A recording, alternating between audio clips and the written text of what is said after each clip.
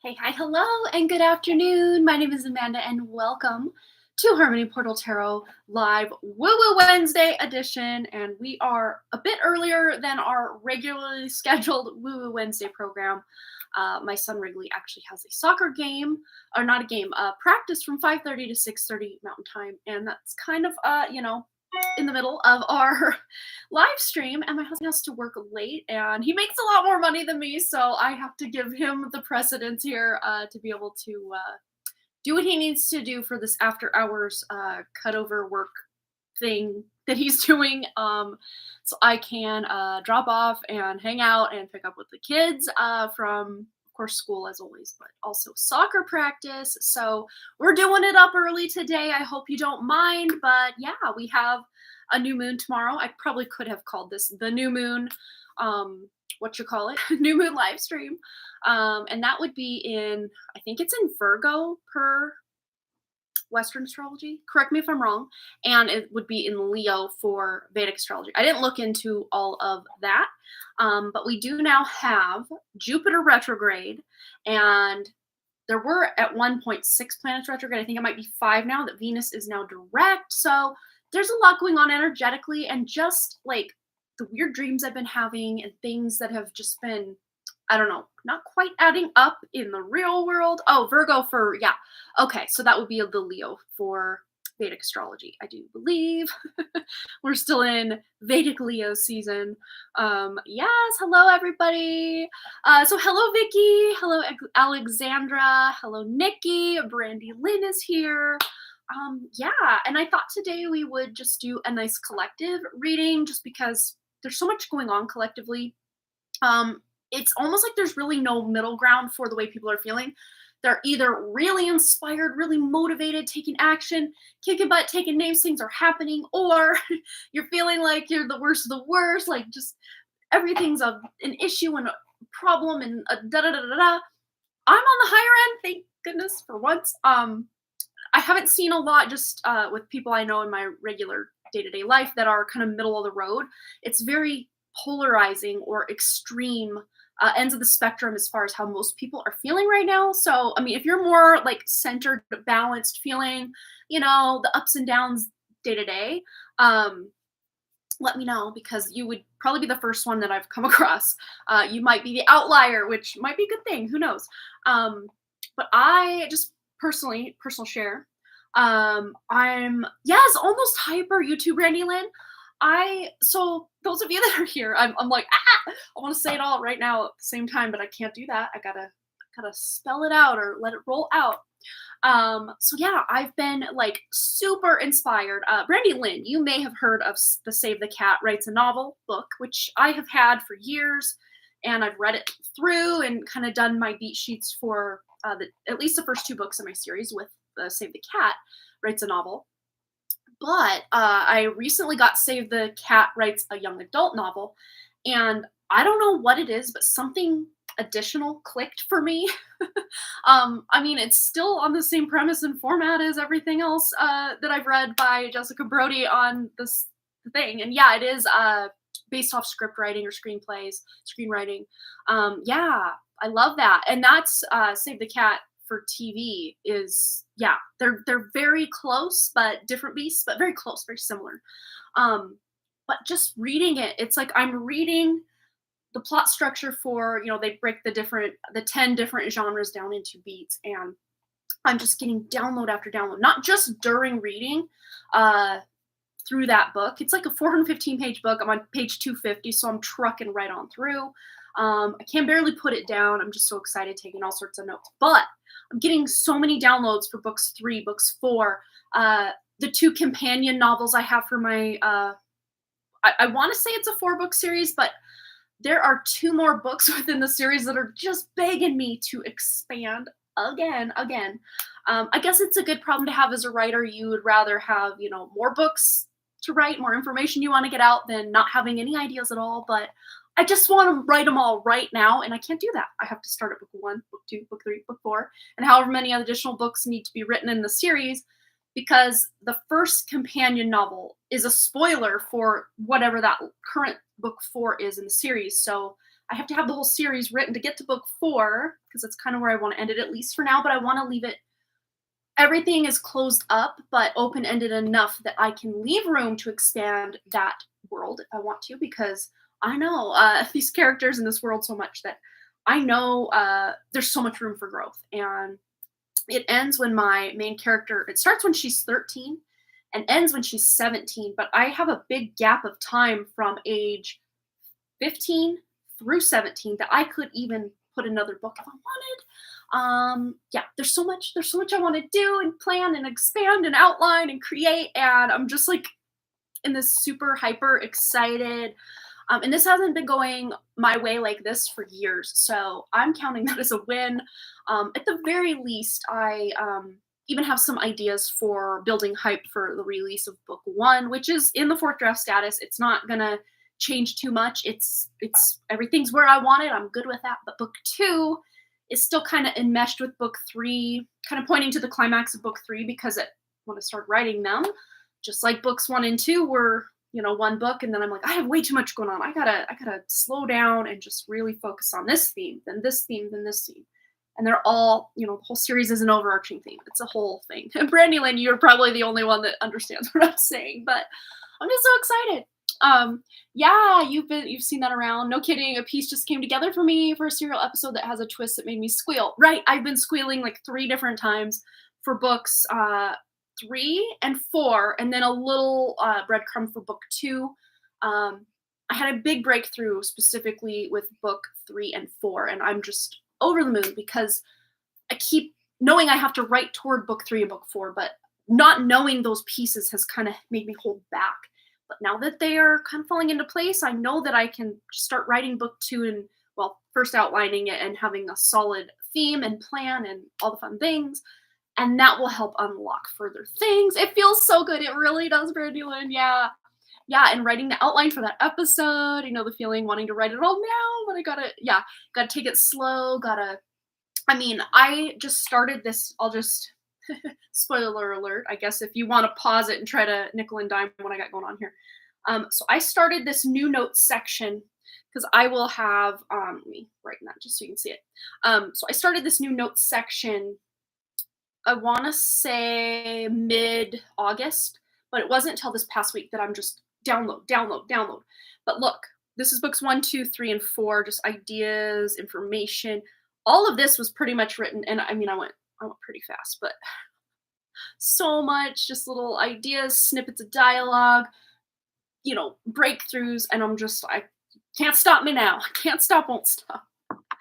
But at the same time, all that being said, I know there's also a lot of people that are really struggling with these energies right now, and like the 3D or more collective is really going through some crazy adjustments with this energy and certain agendas that are maybe wanting to pop off. And me personally, I'm so pulling my energy back from the news and even the thing that happened, what you have to dial in case of emergency, that date, I went black. I went completely dark on any kind of social media, online news. I don't want to, and that's again, not to say that no one got hurt that day or is struggling as a result of it. But again, they feed on that emotion and they use our emotions to create certain new outcomes or fuel further agendas. And I knew they were going to be doing this, something leading up to what I would just consider like the holiday season, anywhere from like leading up to October 31st, which is Halloween, Samhain, all the way through the end of the year. There's some pretty big events, and I can't like pinpoint it's going to be this or that, but I do see just, in my intuitive senses, there are more natural disasters that aren't so natural. They're caused by certain agendas or people or things that are in the works. Again, I don't know specific locations or exactly what, but to me it feels very earthquake related, fire related, even volcanic activity. There's a lot, maybe even hurricanes, tsunamis, like just things we would consider natural disasters that are actually guided or fed or created from something that may have started as a spark of natural or creating like a manipulation of already natural elements to force something huge. Again, I haven't read the news. This might already be going on. I have no idea. But it feels unprecedented. So this is something that is just going above and beyond what, because they think they can get away with it, or, and I don't even think it's that. I think that at this point they're just so desperate that they have to force certain things to happen, and consequences be damned if people start even waking up to it. Again, I don't know what it is, when it is, how it is, where it is, all the questions I don't know, but I can feel something boiling, something amping up or picking up. I personally don't want to try to tune into it any more than I already have, just because I don't want to give it any of my power. At the same time, I'm not going to be so naive to think that it's not going to happen, whatever, wherever, however it is. But yeah, as far as all of us go, I would say your best bet over these next few months, and of course, anytime in the future and present, to mostly focus on what your issues are, what your blockages are, where your healing is, your happiness, your joy, your relationships, your present reality. That's where you should be more focused, rather than projecting your power or your attention to, all of these dark and crazy news stories and agendas. And again, there's nothing wrong with being informed, but when we at times can become obsessive almost. I mean, I've been down that road, especially when COVID started. I felt them like amping up for this whole COVID thing around September of 2019. I felt something big was happening, and I still got sucked in, even though I knew not to, I still did. It's almost just this like hypnotic effect of seeing the latest news of this or that. And I have to be very, almost like my inner self or higher self is coming in to be like almost like a parent to a child, like, you can't do that. We can't stay up past our bedtime reading comic books. We got to get some sleep. But instead, the sleep is just not going on these news sites, or even like social media. People talk about things all over the place. You just never know when you're going to accidentally even stumble upon it when you're not even seeking it out. It can be there. So yeah, but let's just see. As far as all of us watching now and on the replay, we are starting at 12:13 progression time. 12:13 for our collective reading. What do we need to know right now in these energies? Ooh, we have the Five of Cups. Yes, it's all about what are we focusing on? Are we focusing on what has been lost, or what is going to possibly potentially be lost? Or are we more focused on what we do have control over, or where our power lies, or where our joy resides?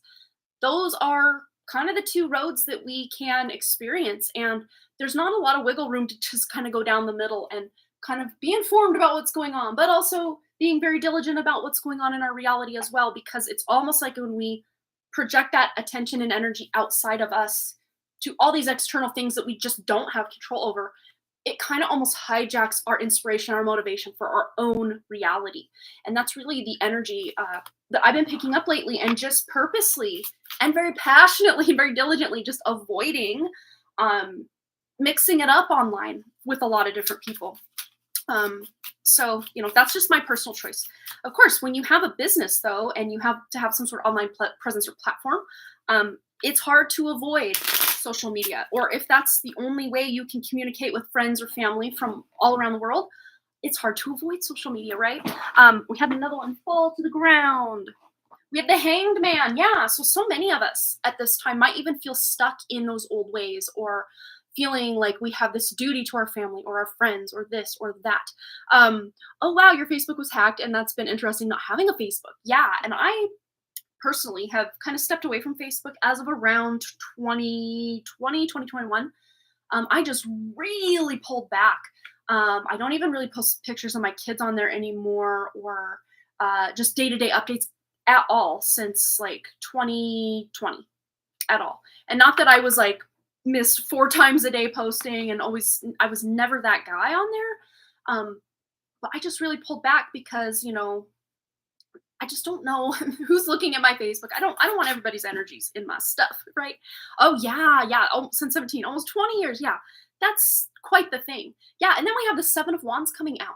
This is, about feeling like we have to defend ourselves. But if we're using our own wisdom, our own knowledge, our own present moment power for the things that bring us joy or that take us to that next level, yes, we might feel like we have to defend ourselves when, you're your friend or someone's like, "Oh, did you hear about this?" And you're like, "No, I haven't been online." And they're like, "Oh my gosh, it's you have to look, you have to check it out." It's like, I don't though. I don't. If it's happening in my city, yes, I probably should be informed about what's going on. But with all these other things going on out there, I mean, there's always something going on out there, over there, over there, over there.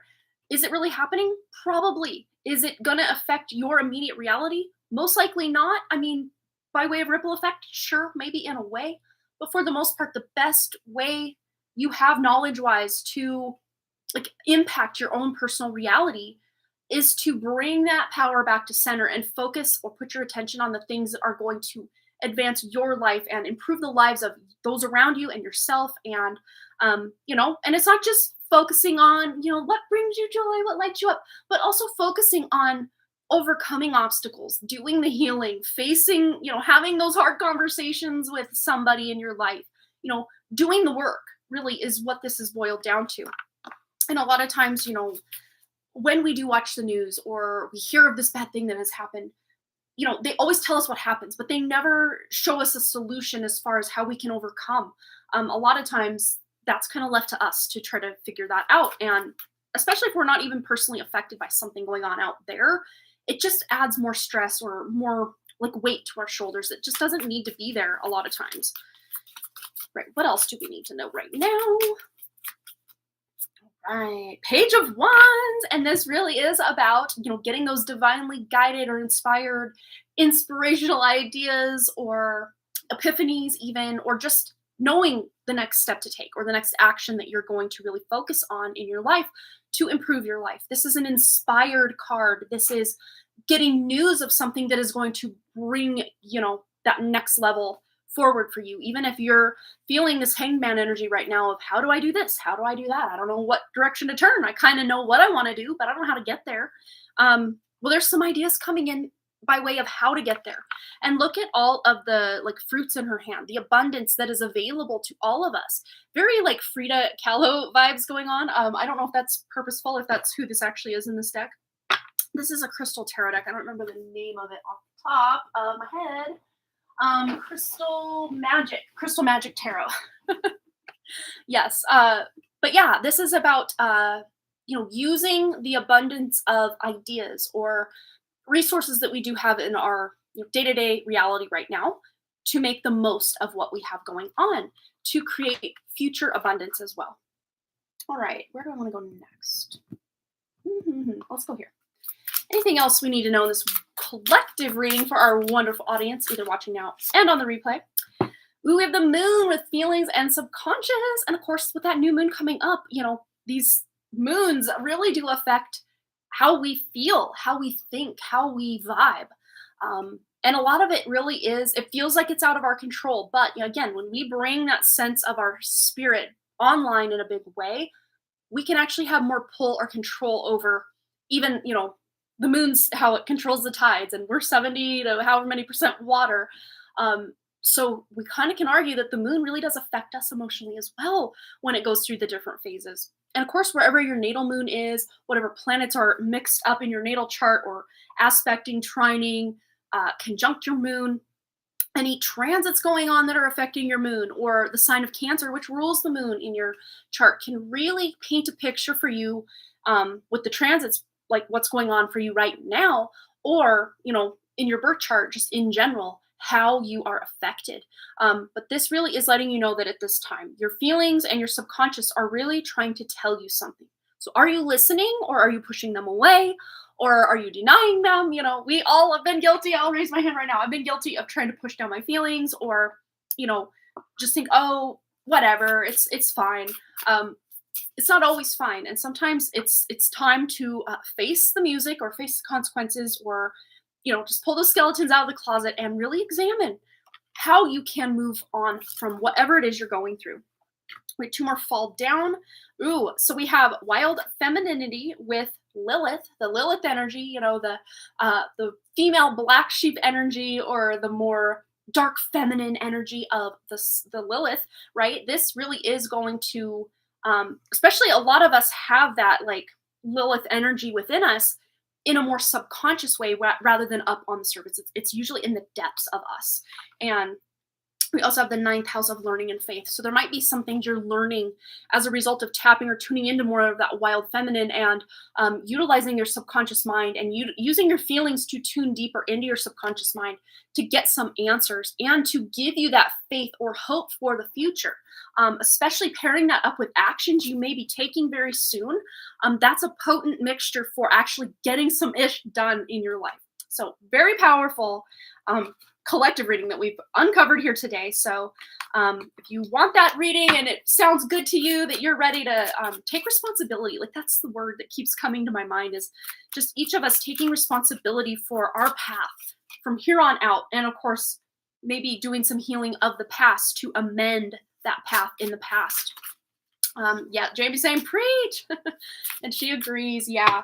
But there's so much power and wisdom and knowledge we have at our fingertips, literally at our fingertips, that we can use to improve our lives right now.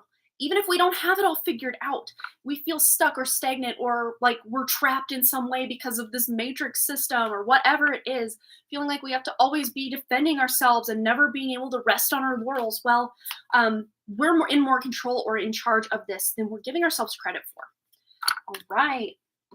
So we have a nice little donation list. And of course, we're doing a giveaway, as always. And for those of you that are joining us now, to be able to win the giveaway, you just, when the time is right, I'll let you know what we're doing. And for those of you that have been around a minute, we're going to do the same thing we always do. But for those of you who are new, stay tuned. It's fun. It's kind of exciting how we do it. And I'll let you know when we're about to kick that off. So stay tuned. I'm going to check and do a quick update, if we have to, of our donation list. There we go. Okay, so it looks like we are up to date. If you have donated and your name is not on this list that I'm about to paste for you, let me know. I will go in to actual PayPal, not just email, but PayPal, to find your questions so that we make sure we get you on the list. Okay, so Brianna, we are starting with you today, my dear. Head over to my email, take a quick drink of water, and we're going to get right into it. So one card read for Brianna. So one card pull, guidance and clarity regarding TF. Just let me know, is that you're meaning twin flame with that? And the F and B sector of my business, food and beverage. Let me see if I have these acronyms correct. I don't want to be reading on something you're not wanting a reading on. So like twin flame, or is that something else? TF. I'm pretty sure the food and beverage, the F and B, I'm pretty sure intuitively that's what you mean. TF could be twin flame, could be something else that I have no knowledge of. Let me know. Yes, the initials for it. Oh, it's the name of your business. Gotcha. Okay. Yeah, I wasn't really feeling that you were trying to tune into a twin flame. So TF, name of the business, and then food and beverage. Yes. Okay. So let's kind of pull a card. It looks like we have an ad coming in about a minute, but we will at least get these cards pulled. One for TF in general, and then one for the food and beverage section of the business. So let's tune in to Brianna's energy for business. A card for the business in general, clarity and guidance. And then, we got two for that. And then the food and beverage sector of the business. And I'm feeling two for this one as well. Just really get a nice rounded out reading. Okay, so for the business in general, we have Three of Pentacles and the Six of Cups. So there actually might be someone, I don't know if this is someone partnering or you're just networking with people with like businesses, maybe not exactly alike as far as your business goes, but someone in a at least adjacent or conjunct business that you guys can help like mutually benefit each other, like not a codependent, but like an interdependent relationship. And we do have an ad just now started, so I'm going to take a quick little break just in case Brianna got pulled away by the YouTube ad gods. But especially this is someone you know from your past. If this is not your past in this life, this is somebody that you are meeting that wasn't a past life, now you're meeting them in this life, can benefit you. Even if they really have nothing to do with your business or they themselves don't have a business. This could just be like some sort of financial mentor or guru or business mentor or guru that you are employing or maybe even trading services with, bartering services. That's totally something you can see here with this combination as well. But you're getting very good advice, business advice specifically, because we're tuning into the business, about where to go and in a way that's going to sustain the business. So it's not maybe so much what your business is about. If you have yoga and then the food and beverage stuff, it's not maybe so much about how to run a business like that, but how to run business in general specifically. So the business end of whatever it is you're trying to do, you may be either hiring again or maybe trading services with someone to get that advice, wisdom, or knowledge that's going to benefit you greatly. And it's going to feel almost like a deja vu moment with the Six of Cups here. Something from the past, could even be someone that you knew in your childhood or, again, past life, if that doesn't resonate, that is coming to help you, coming back to help you. So for the food and beverage section itself, we have wow. So we have the Seven of Pentacles. So this is about patience. There's definitely like a yellow brick road, and we all know the story of Dorothy and the whole yellow brick road and the Wizard of Oz and all the fun things. So there's definitely going to be a journey ahead of you for this. But at the end of that journey is your pot of gold. We have the Nine of Cups, Nine of Cups, Nine of Pentacles, Nine of Coins. This is your hard work paying off, your effort paying off. And again, we're asking two business related questions kind of within one. And look, you have three pentacles. Three pentacles. That is so good. And they're the good pentacles to have in like a business reading. Of course, Seven of Cups, Seven of Pentacles is a bit of patience. But again, there's this nurturing behind the scenes element to this card of the Seven of Cups. It's about nurturing. It's about tending to something, but also having the dreaded P word, having a bit of patience. But it's all leading to you to be able to cultivate something.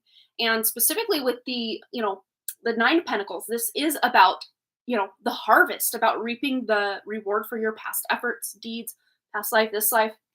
But also it is, again, harvest vibes. You're asking a food and beverage question.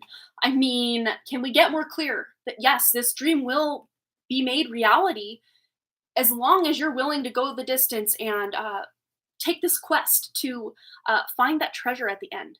And of course, the treasure at the end is you being able to make this a successful business. And this is a pretty good indication that, as long as you show up day in and day out and do this, hard work will pay off. So yes, yes, Queen. I hope that brought you some clarity and guidance. There's definitely some help available. If you have no idea who this could be, you could maybe just start searching business mentors, gurus, that kind of thing, to really help you, because you can actually learn even from their mistakes. So you don't have to make those same mistakes they did. They will have this knowledge and wisdom to help you along the way. All right, Vicky is next with a full read. Vicky, just remind me that you're here. I want to say I saw you earlier at the beginning. I want to say she was the first one to comment as far as once we went live. Brandy Lynn had commented that she had hopped in here at 22 minutes to showtime and 2 likes. All those 2s. All right, she's here. Yay, let's get into her question. And again, this is our current lineup. If you have donated and you do not see your name on the list, let me know, friends. Let me know.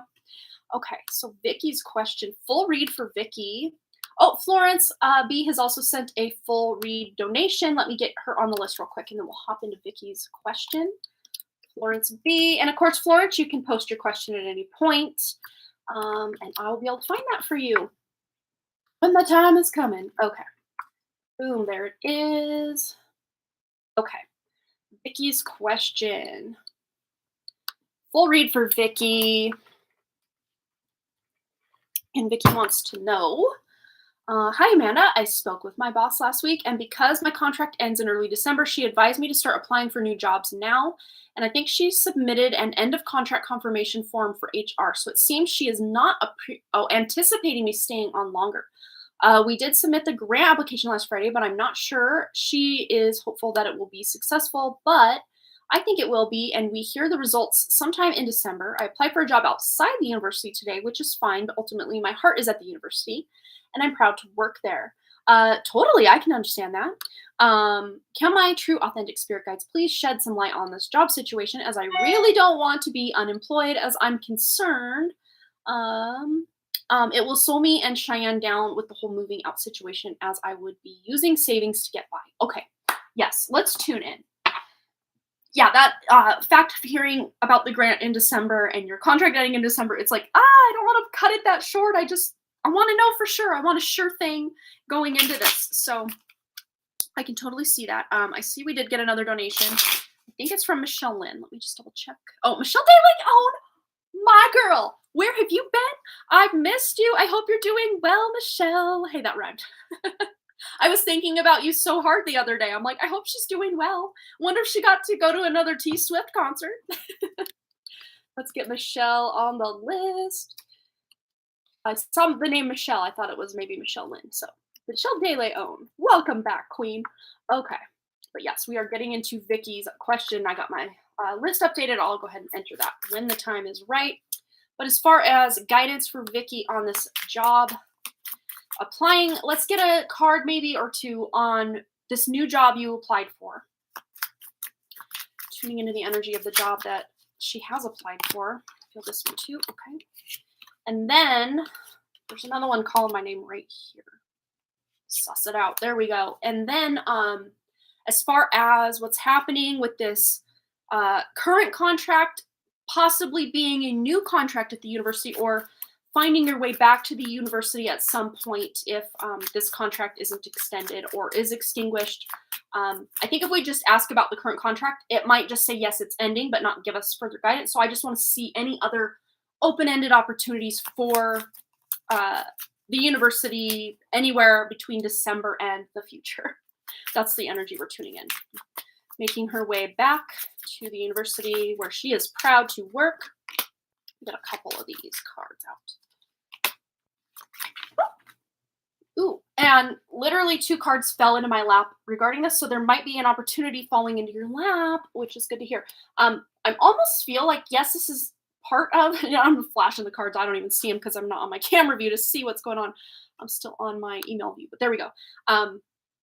You went to 3 T-Swizzle concerts. That's cool. I still feel that, though, Vicky, this is related to future potentials at your university, but also just general guidance for the future as well. They feel kind of like both. But as far as this, oh, it was 3 cards. Was it 3? Yes, we did get 3 for this opportunity that you have applied for, this other job. So we have the Hierophant, possible signing of a contract, just to say that. We have the King of Coins or King of Pentacles and the Fool.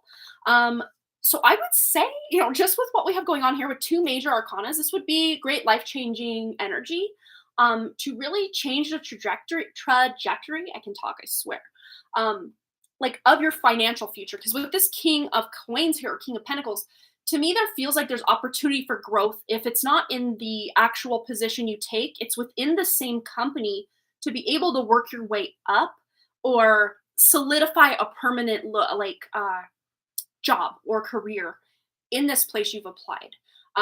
I'm really feeling the green here, the heart chakra energy here as well. So this could be very therapeutic. I don't know if the job you're working in is therapy of any kind, or if this job just feels like soothing to your soul in some way. But yeah, you might even be working directly under someone who's pretty high up in this other company. But let's see. Just to say there will be a good bit of work to be done until I leave in December, as the project will be unfinished, but I'm assuming there's no money to keep me on, so my boss will just have to finish it. I gotcha. I totally gotcha. Okay, so as far as potential future opportunities at the university, there's a lot. Okay, so we had a king in this new opportunity, King of Pentacles specifically, with the future potential or possibility or contracts at the University of the King of Swords. Hello, wow. And the Queen of Cups. So I can see you are very comfortable, very proud, very emotionally invested in the job at the university, or even just being able to say to people, I work at the university. It's very comforting to you to know that that's a thing, because it really does bring you joy and happiness. The King of Swords here, this might indicate, Vicky, that you're speaking up for yourself, or you are maybe giving someone an idea by saying, hey, instead of hiring this person to finish this, hey, I could do it. Or, there's an idea that you might have that will spark something within maybe your current boss, or maybe even a future boss. But I would say the potential to work at the university in the future is pretty good here. This is pretty good energy to be able to secure yourself a position after December. Whether this is you taking a break with this other opportunity for a bit and then going back, or just being able to keep rolling at this place, I guess will remain to be seen. But as far as, wow, as far as just also related to you, future potential at the university and then just general career, we have, what? Okay, I saw this card. I saw the Knight of Swords. I'm like, more court cards. Look what was hiding behind. The King of Cups.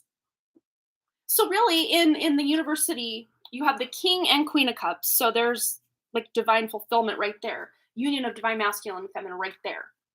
Then the King of Swords. Then the Knight of Swords.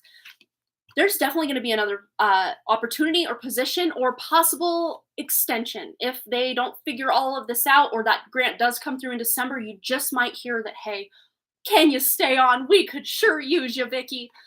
You just might hear that. You just might hear that. At the very least, there is potential and possibility.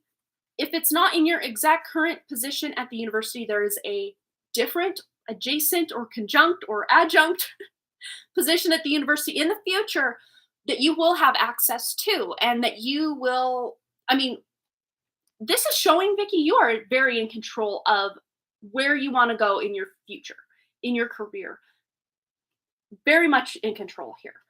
It is like, you may feel it's very out of control because your contract's, going to end within a few months and who knows, but girl, you've got almost all the kings in the deck right here. You got 3 of them, 3 kings. And then that queen to help balance that masculine energy out just a bit. And then, of course, the forward momentum of that knight here. But whether you take this other opportunity and then make your way back to the university, or, your contract ends. And I would even say, if you do want to accept this position, just let them know, hey, I will, kind of need to be on at this place until December. And then they may, who knows, possibly extend my contract. So almost kind of like a contingency, I guess you would have to put on this one. But for the most part, there's no worry here about your financial future that I'm seeing. As far as, Vicky's possible worry or what could happen with moving out if, there is a lag or a gap in her employment, I'm going to put these back actually, because I feel if one of these comes back out, that's really going to shed some light. But as far as Vicky kind of coming down to the wire with that contract ending in December and not really knowing where she's going after that, what does she need to know about that, and possible worry about having to dip into savings and kind of delaying the move out situation? Just what does she need to know about that? All right, 6 of Wands, there's victory here. You're not going to have to worry about it. I mean, of course, right now you're worrying because the future's unknown at this moment, but the closer you get, the more, I get chills now too, Vicky. So this isn't going to throw any kind of wrench in your move out plan. You're still on track to be able to move out by the end of the year if the finances are there by then. If you're still kind of saving by the end of the year, this is just letting you know that you're going to be able to continue to save. There's the victory. And then whenever it is right financially for you and Cheyenne to move out, you'll be able to. So whichever of those apply. Just any additional information or guidance for Vicky, and just maybe potential stress, worry, anxiety about, the gap in employment and being able to move out. Just words of wisdom and advice for Vicky to not have to stress so much about all this, even though it feels so up in the air to her right now. Stop. You got the 4th king. Stop it. Okay, there's no worry here. Stop it! Vicky, look at this. You cannot make this crap up. I have such chills too. You're in so much more control. So again, there's the woo-woo aspect of just, thinking positive. It's not just you thinking positive. It's you having faith in yourself, having faith that, the universe is going to point you in the right direction.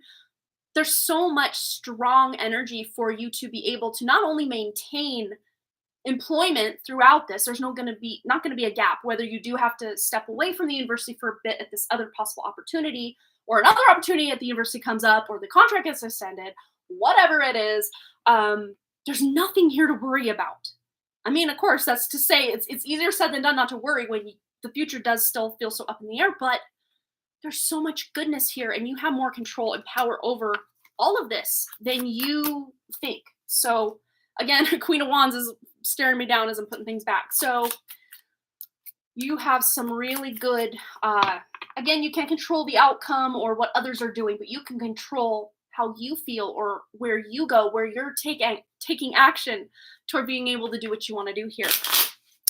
So again, even if you feel a bit out of control about this, you have more control here than you think. So cool. I couldn't have given, if I wanted to just pull these cards out, you know, by picking out the ones I want, I couldn't have probably given a better reading for you. This is coming out really well. So take the steps you're intuitively guided to take. And of course, being smart about certain things and taking action and not, just waiting for the universe to show up for you. You're showing up and then the universe will meet you there. That's really what I see here. So deep breaths, Vicky. You're going to be able to make it through this. And I really do have a feeling probably about mid-November, something is going to shift. Either this grant comes through and the news of it coming through is coming in. And then you'll know for sure by mid-November or even before that. There's something happening before December for sure that is going to kind of feel like a sigh of relief or, okay, now I definitely know this is solid. Now I can focus on this other thing. So yeah, you'll have to let us know how it plays out. I'm so excited for you.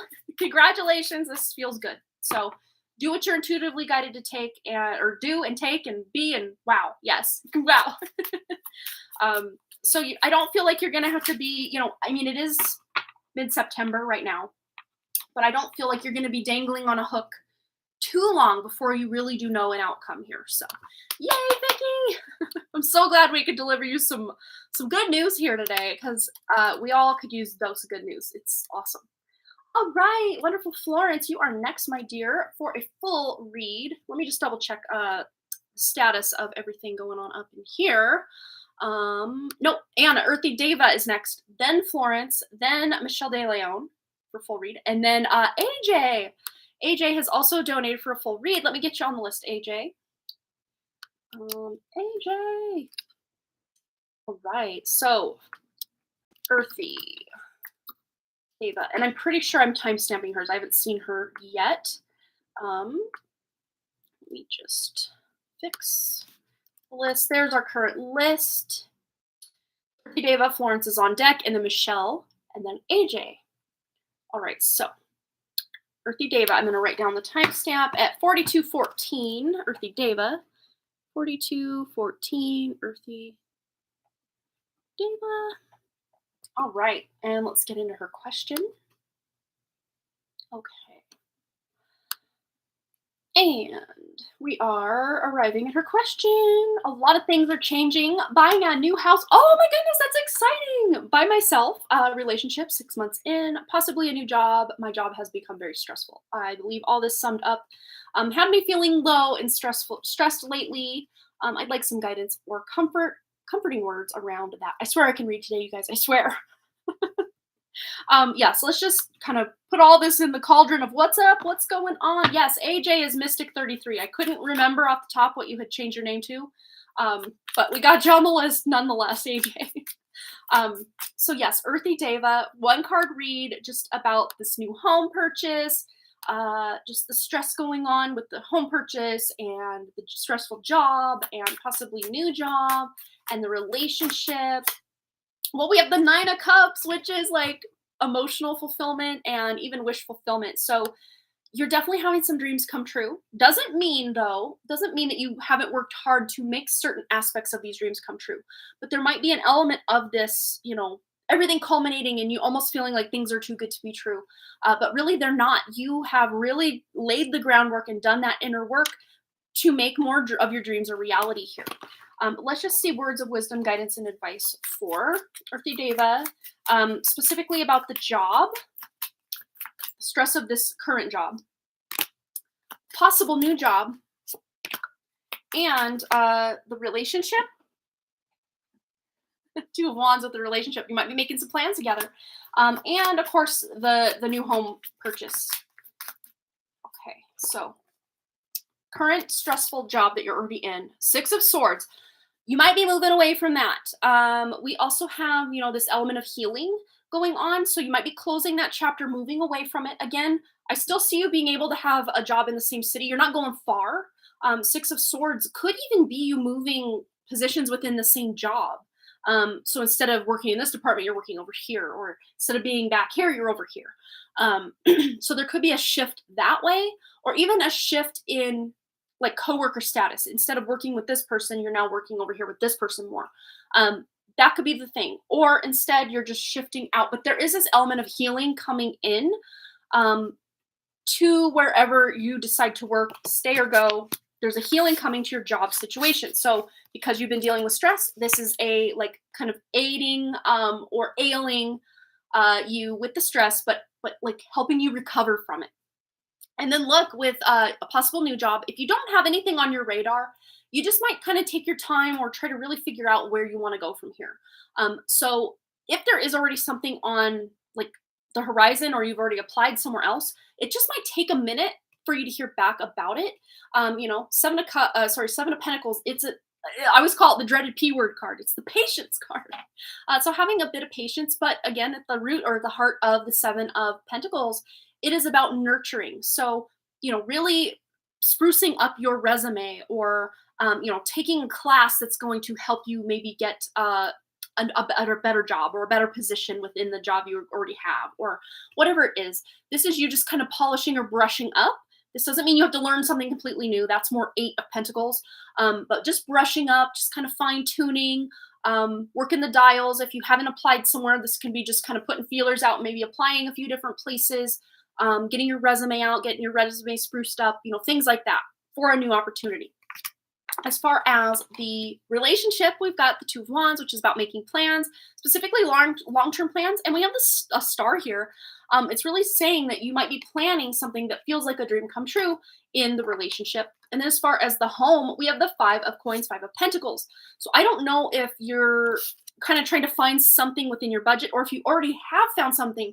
It feels like you're spending more than you want to in either emotional stress, or cash money, quite possibly, or just having to even maybe settle for something that you're not quite in love with, but it's a home and you're going to purchase it, and you don't plan to be there forever, and you'll eventually, move on and go somewhere else eventually. But there's something about purchasing the new home that, yes, it does feel very exciting. It's a, turning point. But at the same time, there's something that almost feels lacking with it for you. But at the same time, it's really about, using your finances or your budget the best way that you can to have the best possible outcome. Because remember, regarding all of this that you have going on, all of these different areas, you have that Nine of Cups, wish fulfillment, recognition, reward, abundance coming to you. So there's really, yes, it's stressful. It's like, oh, there's nothing to worry about, but you're worrying. That's what we do as people in unsure circumstances. But what the Eight of Wands was on the back is I'm trying to put things away. So things are going to shift and move quickly to where either the job isn't stressful anymore, you figure out the housing thing, things in your relationship just feel good and solid. All the things are just going to start feeling very purposeful as well.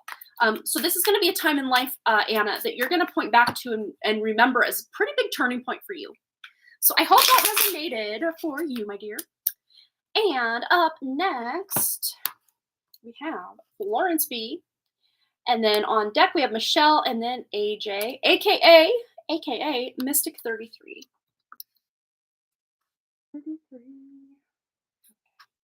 Place that list in there. Boom, boom, boom. Florence. All right.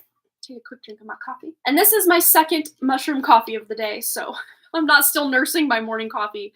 And ew, like TMI alert, I really washed this thing very well, because yesterday I kind of nursed my coffee and wasn't like all up on the coffee, and we had a couple flies in the house, and I took a drink through the tiny little drink hole there and had a fly in my mouth. I literally I still have little bits of coffee on my screen here. I should probably clean off. I just knee-jerk reaction, just spit it all over, and I actually had my Save the Cat Writes a Novel book on my keyboard and got it all over the middle part of the book, and I was just like, no! And then I went and dumped the rest of the coffee out. There were 2 more flies in the coffee. I was like, no, this is the stuff nightmares are made of. I am not having it today. Sorry, I just had to share that. But I've, like 3 times today, I have taken the lid off. There's like, is there a fly in there? I can't. And I thought, I got a lid on that with just a tiny little drink hole. They're not getting it. Oh, they got in all right. They're not in there now. But when you're drinking something liquid and there's something solid in it, it's a no from me. And when you're not expecting it, obviously. Nope. Nope. Nope. Nope. Nope. Hello, K Cat. Welcome. Good to have you here. Oh, you're so welcome, Brianna. Absolutely. Hello, Kayat Bakari. Welcome, welcome. Sorry, I just now I'm now kind of catching up on comments here. Hello, Cheyenne. All right, so Florence, let's get into her full read for Florence. Today, she would like to know the purpose of her relationship with Nikolai. Have a very strong connection, nothing like I have experienced before. It feels a lot like what people say about twin flames. Is there a potential destiny of this relationship? Well, let's find out for Florence and Nikolai. Just what's going on behind the spiritual scenes of this connection. Usually when you have a connection like that, there's either something very karmic about it or like soul contract, past life, spirit guide, like spirit connection. Quite possibly maybe they have been guiding you in some way, either with their higher self or in past lives. Yeah. But let's tune in specifically for Florence and Nikolai and just see what the heck's going on here with this very strong connection. All right. Ooh, Three of Swords. Yeah. So there may have been lifetimes you had in the past where either you couldn't be together, there was unrequited love on one or the other of your connections, or one or the other of you passed away early on in the relationship, or one or the other picked another partner over the other, or if it was a parent-child relationship, again, the parent was torn away or the child died, or there's just this sense of sadness, heartbreak, grief, loss, that in this incarnation, because we're specifically tuning into this incarnation, that certain wrongs from past incarnations are now being righted in this regard, and that's why you were so drawn to each other's energy. And usually if it's just one person feels very connected, the other person's just kind of like, nah, I'm not feeling it. That's usually not like a twin flame, or at times even karmic. But when both people mutually feel this strange connection they can't explain, that there's usually something deeper going on. But let's just see specifically for Florence and Nikolai what this is indicating in this incarnation. What are they meant to learn because of this strong connection? Ooh, yes, new beginning. You're not having to go through these same cycles. You might initially touch on certain cycles of grief or loss, or potential for going your separate ways, but again, there's a new way forward, a new beginning coming in here, like wiping the slate clean of that past energy. Maybe even doing some sort of ritual where you're clearing the past baggage, hooks, cords, traumas, resentments, wounds from past incarnations, to make this connection in this life just more of a clear path forward. But let's also ask, what is the potential or destiny of this relationship in this life specifically? All right. Yeah, we're just finding more balance here. Wow. Lots of plans. You guys are dreamers. You both want to just dream up all these amazing things you're going to experience and do and become and create together. And of course, as individual people with the support of the other.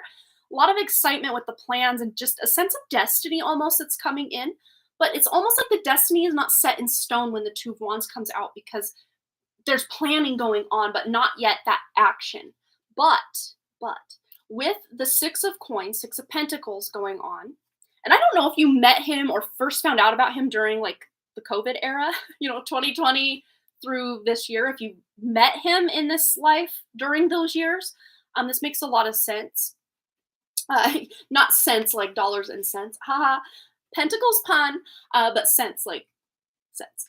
Yeah, so this really is about finding more balance in this relationship, in this connection, in this life, not having to go to that extreme of grief or loss or devastation of some kind. This is about finding the middle ground, finding the balance. Doesn't mean everything's always perfect. It does not.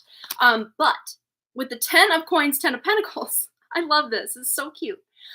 This is about creating a foundation from which to build upon long term. So there is definitely long-term connection, long-term stability in this relationship, whether that is looking like friendship, whether that is looking like a romantic connection, or, creating a family, having pets. We have two black dogs on the two cards here. and then a white cat, a bird. So I don't know if either of you have pets or want pets or get together and then have pets together. That's potential possibility, but also children, if that's something that's on your radar. If it's not, you do not have to go down that road. But this to me feels very like very grounded. You know, the pentacles are very grounded. So instead of being up in your head about the relationship, it's being grounded, which is good. We want to be grounded in a relationship because that means it's actually happening in our physical reality. So there's definitely potential for you to move to be in the same area, if not in the same household, moving in together eventually, or you know, just being very close as far as distance goes. So either one or the other of you is moving to where the other one is, or even into the same residence, quite possibly. But again, that destiny is not set in stone, or fate is not set in stone. You guys still have, I guess, the free will or the ability to shift or change or morph what this relationship is. But potential wise, it can be as big as you want it to be, or as kind of whatever as you want it to be. But there's definitely potential here for it to be something very big and solid and long lasting. Not just one year here in this incarnation, but you know, potential legacy you're creating as a business together, or you know, if you do create children together, that's a lasting legacy people can have. You know, children, grandchildren, great grandchildren down the line, or just leaving a mark on this world because you have come together in some lasting way, energetically speaking, but also pretty physically speaking. Something you're leaving behind as a result of your connection together that is beneficial and very balancing to the world. It's not like you're coming together and, you know, destroying the world. No, this is very balancing to Mother Nature, you coming together in this 3D world. So, hello, Gita or Gita. I'm not sure if I'm saying that correctly. The pricing for like a full one card or a full read or a one card read is actually pinned at the top of the chat or in the description. So if you're wanting a question answered about what you've donated here, I could probably pull a card and just maybe give you a sentence or so about it. But if you're wanting an actual reading, the pricing is linked in those two locations. Let me know what you want to do with that. All right, thanks. Oh, you met him a couple weeks ago. Okay, so this makes sense as far as, you know, COVID era between 20 and 2023. So we're in the COVID era. I want to say post-COVID era, but they're still trying to make fetch a thing. Does anyone get the reference? Mean Girls reference? Quit trying to make fetch a thing. Quit trying to make COVID a thing. They're still trying to make it a thing. So I don't know. I'd like to think we were in post-COVID era, but I don't know that we are yet. They're still trying to hold on with their cold, dead hands to the whole COVID thing. So yeah. So let's see. Anything else? Anything else Florence needs to know about this connection before we close out? And then Michelle De Leon is on deck next after Florence. Okay. Nikolai and Florence, we have, yes, transformation and mystery with the 8th house. So again, there's this air of mystery as to how you'll come together, what you'll accomplish, what the relationship will look like. But the fact it's reiterating that very grounded, very home energy with the family and home, possibly creating your own home and family together. It's a potential. It's not a guarantee, but it's definitely a potential for the two of you to be able to create that. And it feels to me like you both want the same thing. It's very mirrored, very twin-like energy, very Gemini almost energy. I don't know if either of you have Gemini in your chart, or if either of you have like a 4th house Gemini, that could make sense, or even an 8th house Gemini. But yeah, there's this element of wanting to come together to create something bigger than just what you could do on your own. It's almost like you two amplify each other's energy in such a great way that's going to benefit the earth in some way. Oh, you're a Gemini. Well, there you go. There's your Gemini connection. I love it. All right, Florence, I hope that resonated. Yeah, you can make this whatever you want. And usually how you feel is kind of that mirror image of how he feels. So if you're really feeling this deep, strong connection, I'm pretty sure he's feeling it too, because that's coming out here. He's definitely feeling it too. So you're not just the crazy one that has all these feelings and he's just kind of like, yeah, I guess you're cool. No, he feels a certain type of way as well. So yeah. Awesome. Much love and best wishes with you and Nikolai. You have to keep us posted how it goes. All right. You're so welcome, Florence. It's always a pleasure to read for you, my dear. Thanks again for your lovely donation. Okay, Michelle has donated for a full read as well. And then AJ is on deck. All right, Michelle. So, Michelle. Oh, I did get your email and let's see. Da-da-da. I did get your email and I did respond back to it. So hopefully you got that. If not, I can copy that back and find it in my sent items and resend you that email. Yeah, I definitely did get your email and was like, oh no, but like I totally understand, you know. I missed you. I will tell you that. I did miss you. Seeing you every other Wednesday was like a highlight for my Wednesday. As was Woo Woo Wednesday, but yeah, I do miss you on Wednesdays. But let's see. Hey, Amanda, I don't know if you ever got my email going through some financial problems, but couldn't keep doing our regular sessions, but I'm okay now financially. Thought I'd reach out and see if I could get a reading. Yes. And of course, if you do want to pick back up Wednesdays or whatever day works for you, Fridays are kind of out usually because of, live streaming. I'm pretty much keeping my schedule open a lot more than I had in the past just because I'm devoting a lot more of my time to writing now. So anyway, yeah, just hit me up if you even if you just want to do once a month or once every however often, let me know. Oh, you never got it. Oh no. Well, uh I'll be in communication with you. I will copy and paste what I had written and then we can move on from here. That's awesome. I'm glad you came back. It's good to see you. So you have a new love interest. His name is Riley. Just wondering about his thoughts and feelings toward me. Love it. Oh, the guy's name was Riley in the movie that K-Cat was watching last night. You might be in alignment. Oh, funny. So the guy, Michelle wants to know if he's cute, and K-Cat's like, not in my taste. All right. Hello, Amber A. Welcome, my dear. Good to see you. All right. Michelle De Leon. See, I'm just Michelle Lynn because she comes here a lot. Michelle De Leon, switching gears, tuning into Michelle De Leon's energy with her new love interest, Riley. What are his thoughts and feelings toward Michelle? Ooh, Three of Wands. He definitely wants to move forward. I don't know if you guys met in a chaotic way or maybe even just things happen so fast or they came out of nowhere kind of energy. But at the very least, there's maybe like a brainstorming or you guys have like fun debates. Like, not that you're like, one's like hardcore Republican, one's hardcore Democrat, like not like that type of debate, but more almost like you build on each other's debate and kind of almost come to the same conclusion. So you could have a lot of really good like communication or conversation about things, or you could get really deep with things where you might take a surface level, you know, I don't know, chat or communication or conversation and really take it the distance. And like 2 hours later, you're still talking about something that just started as like a surface level thing. There's definitely deep, like you guys that have like intellectually can get really like convoluted in certain subjects, which is really cool. And then we have the moon. So he might even feel a bit elusive to you. Like, how does he feel? He doesn't share all his feelings, but he can share all his thoughts and feelings about, a movie or a band or, whatever other kind of conversation you guys get into. But it's hard for you at times to know how he's feeling about you or about other people specifically. Could even be, moon is mother energy. So I don't know if you know his mother or, maybe he's going to introduce you to his mother. There's definitely like a mom connection, or maybe it's your mom. Could be. Let's just see what needs to come out. What is this kind of, is this moon more intuitive or subconscious? That's what I want to know with how he feels. Ooh, Three of Pentacles and ooh, Ten of Swords. Okay. So he, much like many of us in the past, has had, maybe a rough road with dating or, past relationships. He hasn't always come out on top or, might have been a lot of lying, cheating, stealing. Not so much on his end, but he feels like this happens to him a lot.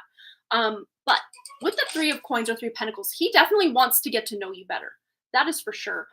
Again, as far as sharing or opening up emotionally, it just might be, that he's been through a lot, and he might even divulge some of that to you, but you may, until if you guys do develop a deeper bond and call it more official, like boyfriend, girlfriend, he might then start sharing more of the depth of what he's been through with certain love connections, or maybe even childhood as well, or again, maybe growing up, the mother energy here. A lot of just pain and struggle and heartbreak with just a lot of past stuff that's gone on.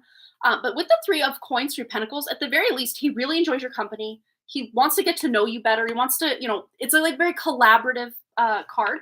So it's about, getting together, going on dates, experiencing things together. Like he definitely, the thoughts and feelings are definitely coming to you as far as just wanting to get to know you, feel it out, see what he likes, what he feels. But already he likes you. Yeah.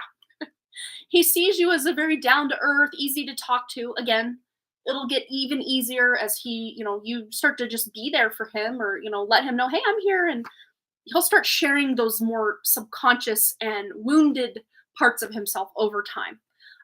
But, who wants to air all their dirty laundry on the first few dates, or, at the beginning? It's usually us, putting our best foot forward, and, our best assets and our best talents forward. And it's, usually a bit later on that we start talking about our, our faults or our wounds. So, I mean, it's not like he's hiding anything. I think it's just a normal, progression in a relationship. So I think you're on par for, a decent, healthy relationship as far as all that goes, a starting point. Yeah, I told me he's scared, and then yesterday I didn't hear from him at all, and it was really out of character for him. Yeah, let's just tune into that specific conversation, what he was scared about, and just anything about that Michelle needs to know. Yeah, Four of Coins, Four of Pentacles. So he's, again, I usually, a lot of times when this card comes out, especially in a relationship, it's like kind of holding my own emotions close to the chest. Like I don't want to just spill all the beans and then scare you off. Like I'm already scared. Like how much do I divulge? But I don't want to scare you off. So he's just kind of trying to play it smart, play it cool a little bit. Again, doesn't mean he is detached or anything. But again, the fact that he even shared with you that he was scared, I think is a big step. Because most dudes would be like, oh, I'm busy, or, just make some other excuse. But the fact he actually was vulnerable enough to share the fact that he was scared a bit, and then, you didn't hear from him, I could totally see why you might be like, oh, what's going on? But Knight of Wands, he's definitely going to come back toward you, or he has intentions to move back toward you in some way. Usually this is the romantic, it's more, I would say more Knight of Cups. It's more romantic. This is more like I want to intellectually or spiritually vibe with you, or maybe physically vibe with you. And the Knight of Cups is more, I want to emotionally connect to you. So there's definitely a physical element, I don't want to say lustful, because it doesn't feel lecherous like that. It doesn't feel gross like that, but it feels, there's definitely an intellectual connection, but he also physically finds you very attractive, and probably vice versa. It's just that more Knight of Cups or more emotional element that you can develop over time. And I think that's maybe just the missing piece here. Again, going back to that subconscious energy of the emotion of the moon, that kind of felt a bit confusing to me. How does the moon even play into this reading? And I think as time wears on, you'll be able to start to understand deeper as he shares with himself with you, more emotionally speaking. Yeah, so let's just see any other words of advice or wisdom for Michelle in this connection with Riley moving forward, and his intentions toward her as well. But moving forward wise, yeah, there's a lot you can learn from each other. Usually we don't want to have to go through major ups and downs in a relationship. This can indicate that could be a potential, but what major romantic relationship in any of our lives isn't transformational, either for better or worse, or something in between? I would say every one of them is. So again, right on par with what's going on. And then as far as his intentions toward you, again, there's a lot you're learning from each other. And, it's almost like him, hearing your worldviews on things, or your ideas on, movies and bands, and just your opinions and your likes and dislikes. It's like he's gaining more faith in humanity, or faith in feeling like the world is okay in some way. Because I think, again, kind of going back to the COVID era, that was very scary for a lot of people. And not to say he's still wounded from COVID, but I think we're all kind of got a bit of PTSD from just being thrown through this big loop as a world because of that. And there just might be something even that, not COVID itself, but something that happened kind of those COVID years, 2020 to 2023, that really has him not really wanting to be vulnerable, yet at the same time he's very vulnerable, and just you getting to know him better and him getting to know you better, he'll start to show more of that vulnerability and you'll kind of start to understand him on a deeper level. So yeah, I hope that resonated, brought you some guidance and clarity. But yeah, I see you guys can have a lot of amazing conversations, and he definitely, not maybe consciously, but subconsciously, he can't get you out of his head or like out of his mind. So he'll definitely be reaching out again at some point, and you'll probably have another date, or at the very least, this could be like the beginning of something really great. But with him being a bit scared of whatever it is he's scared of, just you being there and being supportive could just let him know that it's okay. He doesn't have to jump 2 feet head first right into this, but at the same time, if he wants to, he can. All right. So up next we have AJ, aka Mystic 33. And let me just see if AJ. Oh, and then Crazy Tempest has donated also for 2 readings. So I'm going to get Crazy Tempest on the list. Crazy Tempest. 2 questions. All right. No worries, Crazy Tempest. Thanks again for your donation. Donations, I should say. All right. There we go. Current list. So, Mystic 33, aka AJ. Let's see. And there's no question in PayPal, so let me know what you want to know, AJ, and we'll get right into it for you. So let me know what you want to know from Mystic 33. Unless he already put it. Yes, it did. Thank you so much. You are most welcome, Michelle. Thanks again. It's good to see you. Yeah, I'll email you. And if you want to meet again, we can totally do that. So cool. Okay. Like to know what's in store for the rest of the year. Okay, we have an ad coming in 35 seconds, but we are going to at least get these cards dealt, and then we'll dive in right after that. Full reading for AJ. Mystic 33. All right, rest of the year. Ooh, we got the Ace of Cups, so there's something shifting in your love life. For sure. Ooh, we got a lot going on. So we also have the World. Ooh, and remind me, correct me if I'm wrong, I know at one point you were going through a divorce or a breakup, AJ. This could indicate that it's completely over and you're ready. You're ready to move on. Or if that's already happened, this could be that you've completed that and now you're open to love, new love, possible new love. I see we're at an ad, so I'm just going to take a quick break just in case AJ got torn away from the live stream.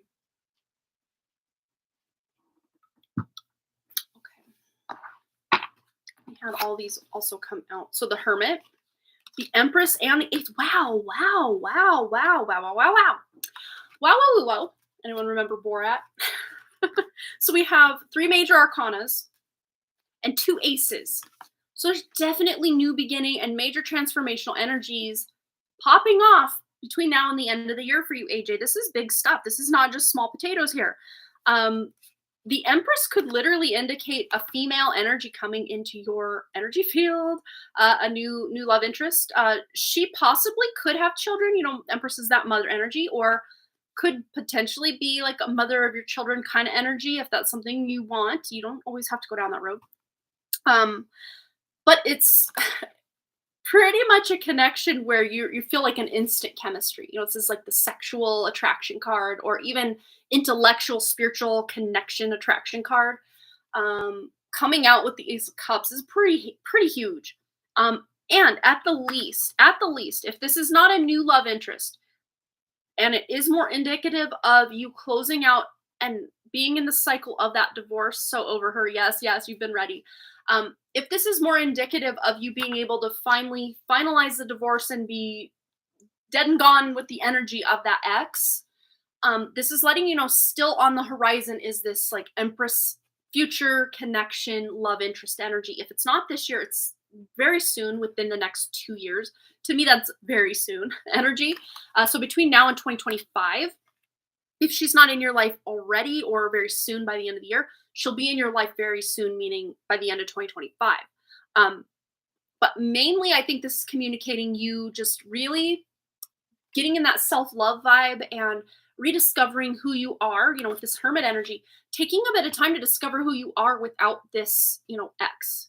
And finding your new way forward, what you like, what you dislike, how you want to do things, because she's not in that energy anymore, to really be able to close that cycle out and set the stage for, a future partner, if that's what you want. Which, not to say that that's what everyone wants. I do feel that eventually that's what you probably want. Oh, you felt your crush has been into me as well, and she has kids. Okay, well, there you go.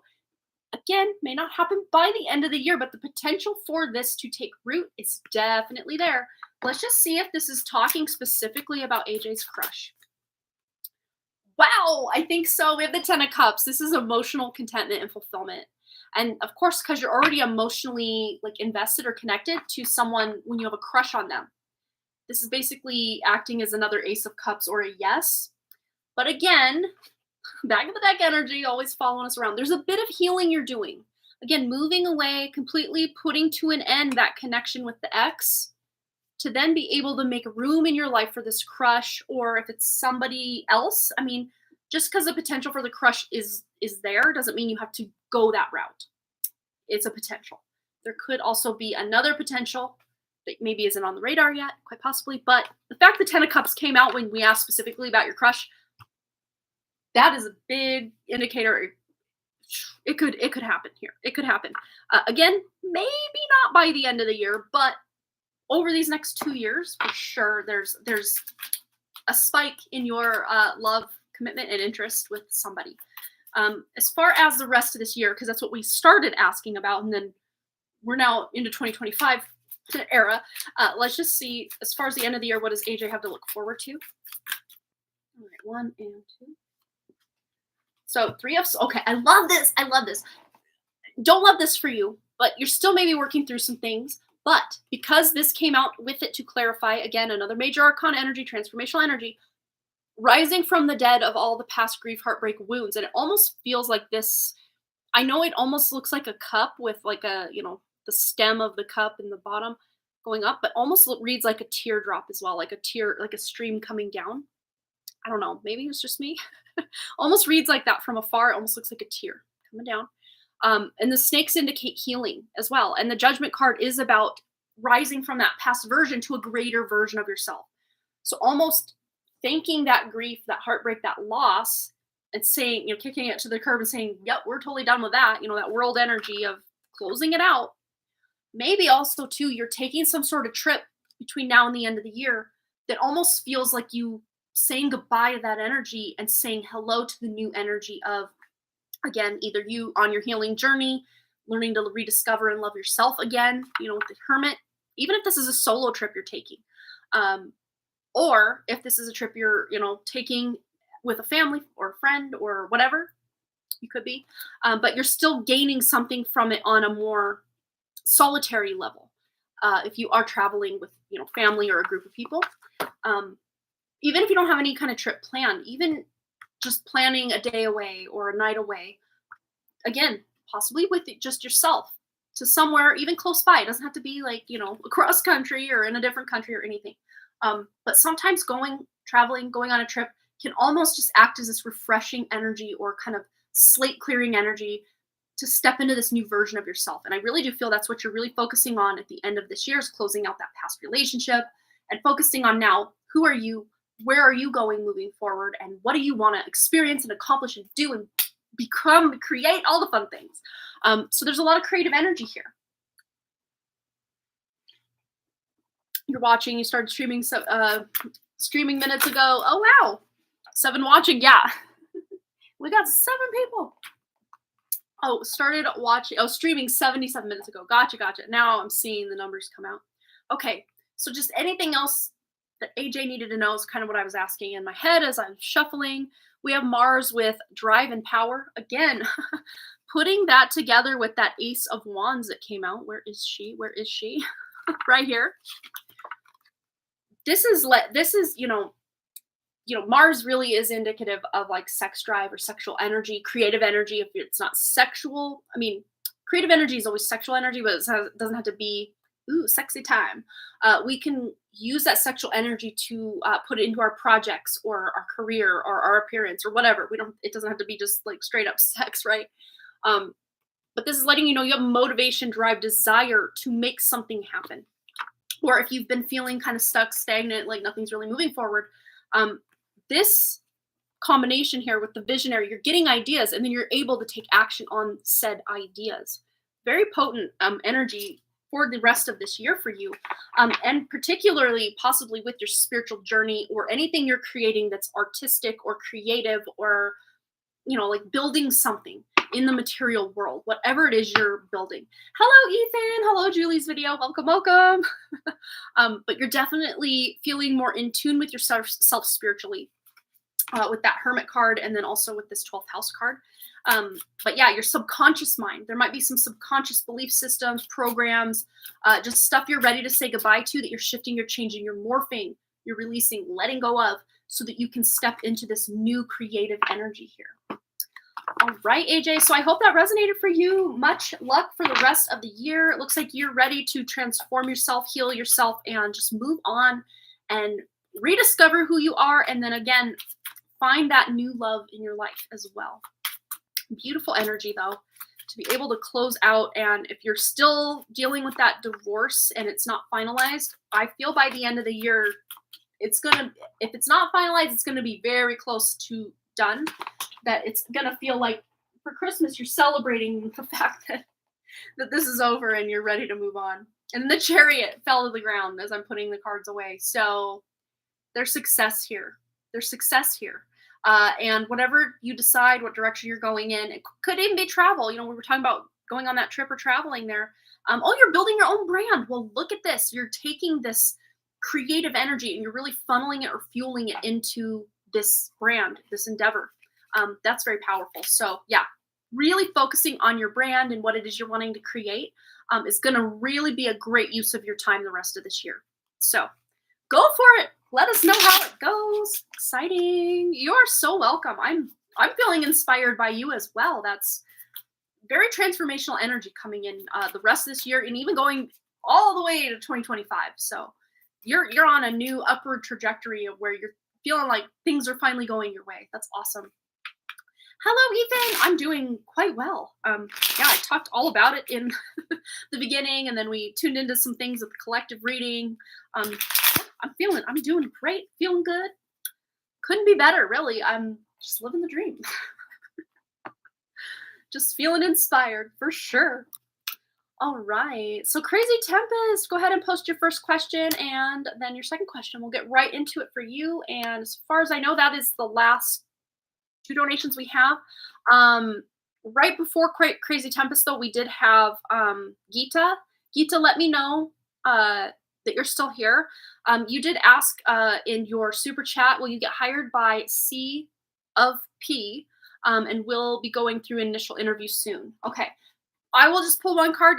Usually it's $15 for a 1-card read, but I'll just maybe pull a card and give you like a 1-sentence answer if you're getting hired by the C of P. Okay, we have 2 of Swords, so it still remains to be seen. So actions you take or don't take will kind of sway how this goes. The most likely outcome in the current energy, though, is they're not wanting to give a straight answer. It might take a bit of time. If you are going to be hired by CFP, it might just be taking a bit of time or a little longer than you were hoping, because I always call this the patience card. So yeah, hope that answered your question, Geeta. Have a bit of patience, but again, it's not set in stone yet. So things you do or don't do could shift or change that to a yes or to a no. So yeah. All right. All right, so question 1, full read for Crazy Tempest. Why did my boss decide to have me work doubles the week of my hazmat training? Oh my goodness, that is a lot. That's a stressful and intense work week for you. Let's just tune into your boss's intentions or energy. It could have been an oversight that was overlooked or something that was forgotten. King of Swords, 10 of Wands. Okay, yeah, wow. Okay, so the intention may have been to prove a point or to just because I have this authority, I'm going to use it. It doesn't feel very nice. And if I were you, Crazy Tempest, I would maybe say something about it. Like, I have all this going on and now I have to work doubles and This is a lot. So sometimes you being able to stand up or speak your truth can help alleviate the burdens. This is feeling very overwhelmed, very overburdened.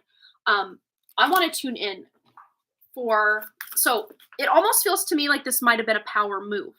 So your boss, oh, you did say something to him. Okay, that's good. So the fact you did say something at least lets this boss know, hey, I'm on to you. You can't do this to me. And, especially if it happens again. No, you've already set the ground that you're not going to allow this. This card did fall to the ground. Yeah, Five of Cups. You're missing out on something because of all of this. And this just might be, you have less personal time because you're going to be working and then doing this training, and it's just a lot. But it does feel kind of like a slap in the face, though. That's how this does feel. As far as his intentions go, between now, what has happened with the, having doubles and then the hazmat training and then moving forward. Yeah, normally I quit when they put out this kind of card. Oops, let me move that out of the way. My calendar just popped up. Yeah, when they pull that card, right? Yeah. Let's just see the intentions moving forward of this boss. Yeah, it's like he's trying to literally exert the authority, which is what we already said with that King of Swords. The Emperor is like the ultimate authority. So it's like he's throwing his weight around or trying to prove a point, or again, maybe it was even something small that you said and now he's like trying to punish you in a way. And it might not even be like in his conscious mind. It could be more of a subconscious power move that really he's not intending to do it, but he's just doing it because of some subconscious programming. But he's definitely exerting his power here. And he even has the power to make this not a thing. So he could say, oh, let's kind of dial back those hours so you can also focus on this hazmat. Let's not overwhelm you. But the fact he hasn't done that, I think, says a lot as well. Because if he's kind of in the power role here of he's now deciding you're booking to book you double, to work the doubles, and then also the training. Yeah, definitely like Ethan's saying, kind of feels like an abuse of power to me. Again, whether it's intentional or not, I guess remains to be seen. Let's just see if it is intentional. It feels maybe intentional, but not like overtly intentional. It's not like, oh, I'm going to get her, It to me feels more like, okay, I don't know, she's reliable. I'm just going to make her do it because it's just easier that way. Almost like it's easy, makes his job easier or his life easier because he knows you're going to do it. You're reliable. Yeah, Seven of Cups. There could be multiple, like a multifaceted reason. Again, a bit of it could be subconscious, a bit of it could be more overtly decided. But I would say we're erring more on the side of him just kind of knowing that the job will get done if you do it, which is kind of unfair to you. It's like the hard workers always work harder than everybody else, and then they're the most reliable, and then they get thrown into the mix when other unreliable people just aren't pulling their weight. It almost feels like that double-edged sword. And double-edged sword of the King of Swords here. But I am really glad that you did speak up for yourself, because that's what this indicates. You need to speak up for yourself or defend yourself, which it sounds like you already have. And it to me still does feel like he has the power, or at least at the time when you did bring it up, had the power to, call someone else to come in and do one of those shifts instead. But he just, allowed you to do it. Not a very nice thing to do. Yeah, I need to slack more. Part of being a Taurus, right? Yeah, I'm a Taurus sun in Western astrology. I get it. Yeah, we may not be the fastest, but we are the most thorough at getting a job done, and it will get done. Maybe not when you want it, but it will get done. Junking Data Girl, welcome. It's been a minute. Remind me, Cha-Cha, right? Remind me, though, if I'm wrong. Cha-Cha. It's been a minute. I hope you're doing well.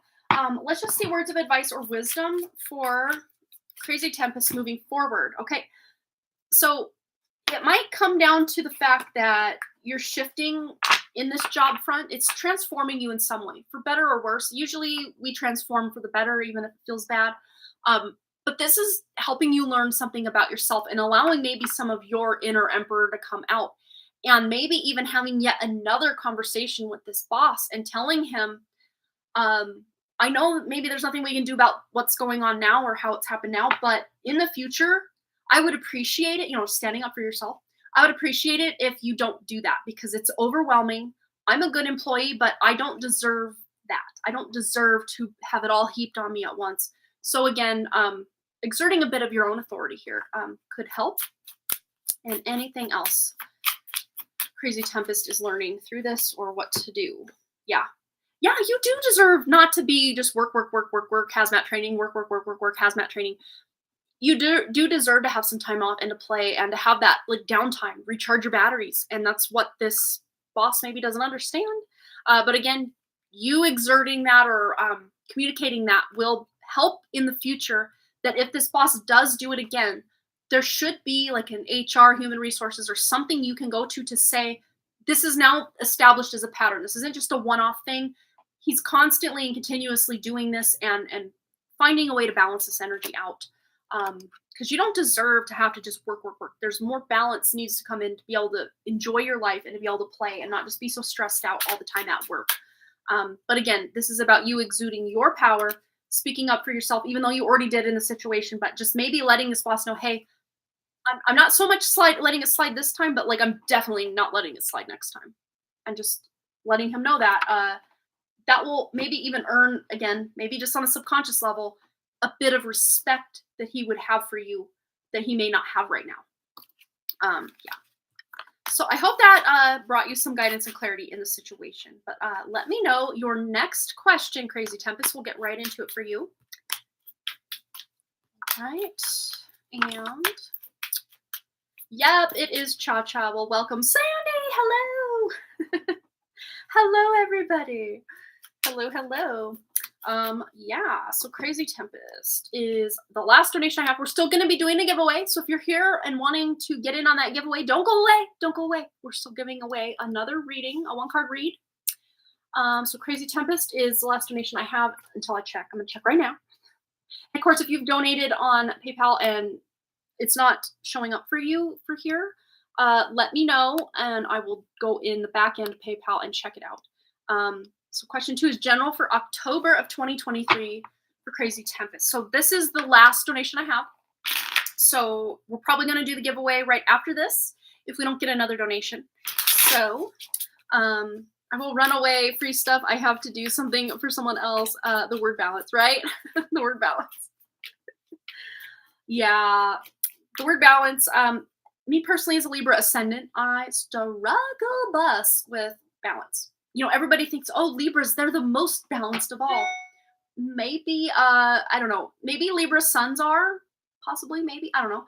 But Libra ascendants, personal experience, and every other Libra ascendant I know personally, like on a deeper level, we struggle bus balancing all the areas of life. We are either all in on our career or all in on our relationships, and there's just almost never middle ground where we're doing some here, some there. I'm actually been way better at that than I have been in the past, as far as trying to balance all the things and juggle all the balls and keep them all in the air without them dropping. But I can usually only be balanced for so long before the shoe drops somewhere. No, they are so indecisive to me. Yeah, I am. Oh, and me as a Libra ascendant, I can see, you know, I can usually come to like, you know, they say if you want a judge that is fair and like balanced, you want a judge who's going to be fair, you get a Libra ascendant that's a judge, because they will be able to see all sides of the issue and come to the best moral conclusion, I guess. I'm sure that also depends on their other placements, but just in general. But I get indecisive because I can see the pros and the cons of everything all the time, everywhere, with everyone, and it's a thing. without like harsh judgment. Like I can see like someone like as dastardly as history paints Hitler out to be, and still see like that child within. Like I can still see it, and I mean that could be a bad thing, I guess, in certain ways of, you know, whatever, but I can still see the silver lining of things. Yeah. Okay, so as far as October 2023 for Crazy Tempest, we had a card fall. We have, ooh, it fell again. But I saw it was the Ace of Pentacles. Look at that, Ace of Coins. So there's an opportunity coming in to you can take it or leave it. But to me, it feels like, it might even be, I mean, I know this is something that probably happens a decent amount of time. You are, getting out of your car and walking into the store or something, and you see a penny or a coin in the parking lot. If that happens for you, Crazy Tempest, whatever you're thinking or whatever's going on that day or a decision you have to make, let that be a sign to you if you do stumble across that. If it's not a coin, it could be some other sign or synchronicity out in the world that you're picking up on. As long as you're aware of picking it up, you're getting the message, whatever the message is. Oh my gosh, the cards are just flopping to the floor, and we got quite a few here. October 2023. Get them all picked up, and some of them kind of flip sideways and reverse and whatever. Okay, so there might be a bit of indecision again. Maybe that. Oh, okay. I'm seeing the coin and the indecision. Maybe flipping a coin. I literally have a coin card. I've got lots of cards, but also a coin with yes on one side and no on the other. Maybe we flip the coin. If you had like a yes no question in the back of your mind for October, because that's the month we're asking about for Crazy Tempest. But Knight of Wands, you're able to move forward. So you're wherever there's a decision or kind of a stalemate in energy, or do I do this? Do I do that? Do I go this way? Do I go that way? You're coming to a conclusion, and then you're going to be able to move forward. Again, I see this maybe stalemate energy of not being sure where to move forward. But again, by the end of the month, you're going to decide or figure it out and then be able to turn that frown upside down. And it's interesting, this did come out in your other reading. So it might have to do with work and about this boss specifically, where you're standing up for yourself, speaking your truth. Oh, we have an ad coming in 1 second. Take a quick little pause, get a water drink. Cheyenne says, that's a lovely trait, Amanda. Well, thank you. It feels like a curse at times because I just can't make a decision sometimes. Sandy has paid for a donation, for a reading. So we'll get you on the list here shortly. But back to Crazy Tempest's question. We have the High Priestess and also the World card. So 2 major arcana. So there's some pretty major decisions, epiphanies, transformational, transitional energies going on.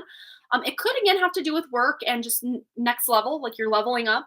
Could possibly be raise or promotion, but the fact that we at least have this King of Swords kind of in reverse, at least for part of the month, it might be more of you feeling like you're taking a rise or promotion more as like a status or just like an internal shift that maybe in November or December will result in actual raise or promotion or bonus or something like that coming in as a result of you going above and beyond in the past, meaning as of right now and before that, leading up to October and before.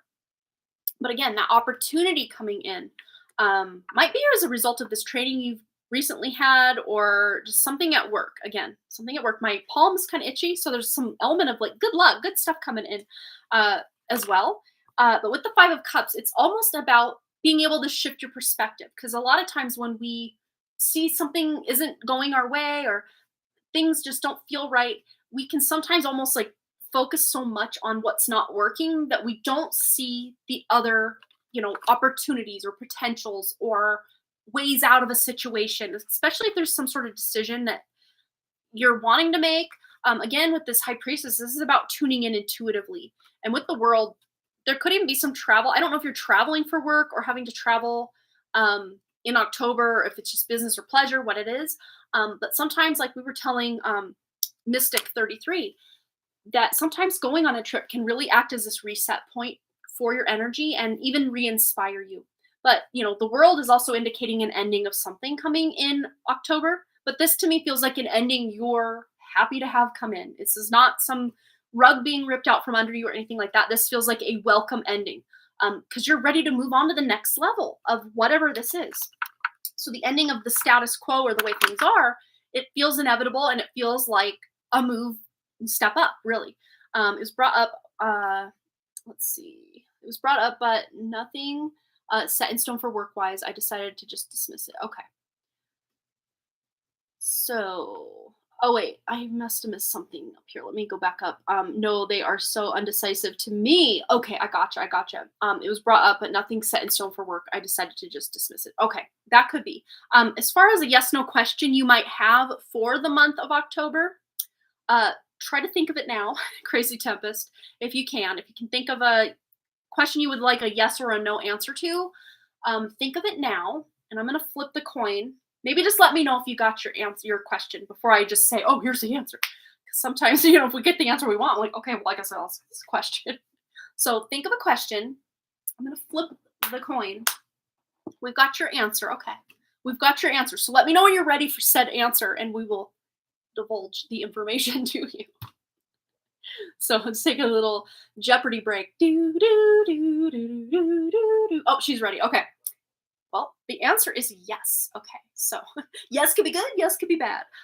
Depending on what question you ask, your answer is yes. Again, nothing is set in stone. So if this is not the answer you were hoping for or wanting, I'm sure there's a way you can get it to say the other answer, which is be a no, if that's what you want. So again, not set in stone. So any other further guidance, wisdom, advice for Crazy Tempest? Gosh, the cards are just so, to me, it feels like it could go anyway. It could go either way, anyway. Lots of potentials. But then we have Pisces, the dreamer. So don't give up on your dreams, or don't just settle for the actual physical, with your seeing with your eyes reality of what's going on. You can dream up a better reality or a better solution, or things to go your way. You don't have to just settle because people are acting like butts, or this feels like you're stuck here, or this is going on there, or they won't listen, or whatever. Dream a better reality into being is really what that Pisces energy is about. It's more subconscious energy as well, so there might be some overcoming of limiting beliefs or lack mentalities, just a shifting of belief systems in general in the month of October for you, which can be good. So that could benefit as well. So I hope that helped. Right, all you can do is walk a path, and if not working, cut it and walk another. Right, yeah. Get your what do they call it, bushwhacker out, and just start creating a new path. It might be more difficult, but hey, sometimes you might discover something off the beaten path that no one else would discover, and part of your destiny might just be to go off the beaten path and find something new. But again, at the heart of your question for October 2023, there's an opportunity coming in. Even if you don't, it looks almost like you got to go off in the weeds to find it a little bit too. Create your new path forward to get to that opportunity. It's not probably just going to be on this well-worn path that someone else would have come along earlier that day and scooped up that opportunity. This is you finding it because you're off the beaten path. I like it. All right. Thanks again for your lovely donations, Crazy Tempest. And hopefully your October goes according to your will, rather than things going on at work that you're just not here for. And then this fell to the ground. So the sun, a good outcome, a happy outcome, joy, happiness, abundance, all things associated with the sun card. So yeah, there's happiness to be found in the month of October, especially if September has felt very stressful and heavy. October is going to be like a breath of fresh air. And also with the orange here and the crystal citrine, which is like a cleansing kind of energy to me personally anyway. But with this orange here, citrusy stuff is very cleansing energy coming with citrus. Very clean and cleansing. And maybe even having like diffusing like different essential oils of orange or lemon can just really revitalize your energy and make you feel more joyful as well. Yeah, September is just flying by. If you ask me, I agree, Cha-Cha. It's just gone. It's gone. We're only halfway there, but it already feels like it's gone. It's just going so fast. All right, so Sandy has donated. And let's see. What does Sandy want to know today? Let us know, my dear, and we'll get right into it. Okay, so Sandy just says whatever spirit has. I feel like spirit wants us to switch gears here a bit and go to this different tarot deck. I never know why, but every time I listen, it always becomes abundantly clear. Usually one of the cards has a picture that just the other deck didn't, and it just makes total sense, but I don't know it in the moment. I just follow the intuition. All right. Yeah, Sandy and Cha-Cha know each other. I love it. All right. So what does Spirit have for wonderful Sandy? All right. So we have here, the Three of Wands. So following through with some plans that you might have. That might be coming up if you haven't already kind of started that ball rolling with the plans. I'd say now might be the time to get those plans solidified so you can start taking action on them. The Three of Wands can also be about like something you've been waiting for, news you've been waiting for, abundance you've been waiting for is finally coming in. It's like the ships coming in card as well, as being able, again, just to finally take action on something you might have been planning for a while.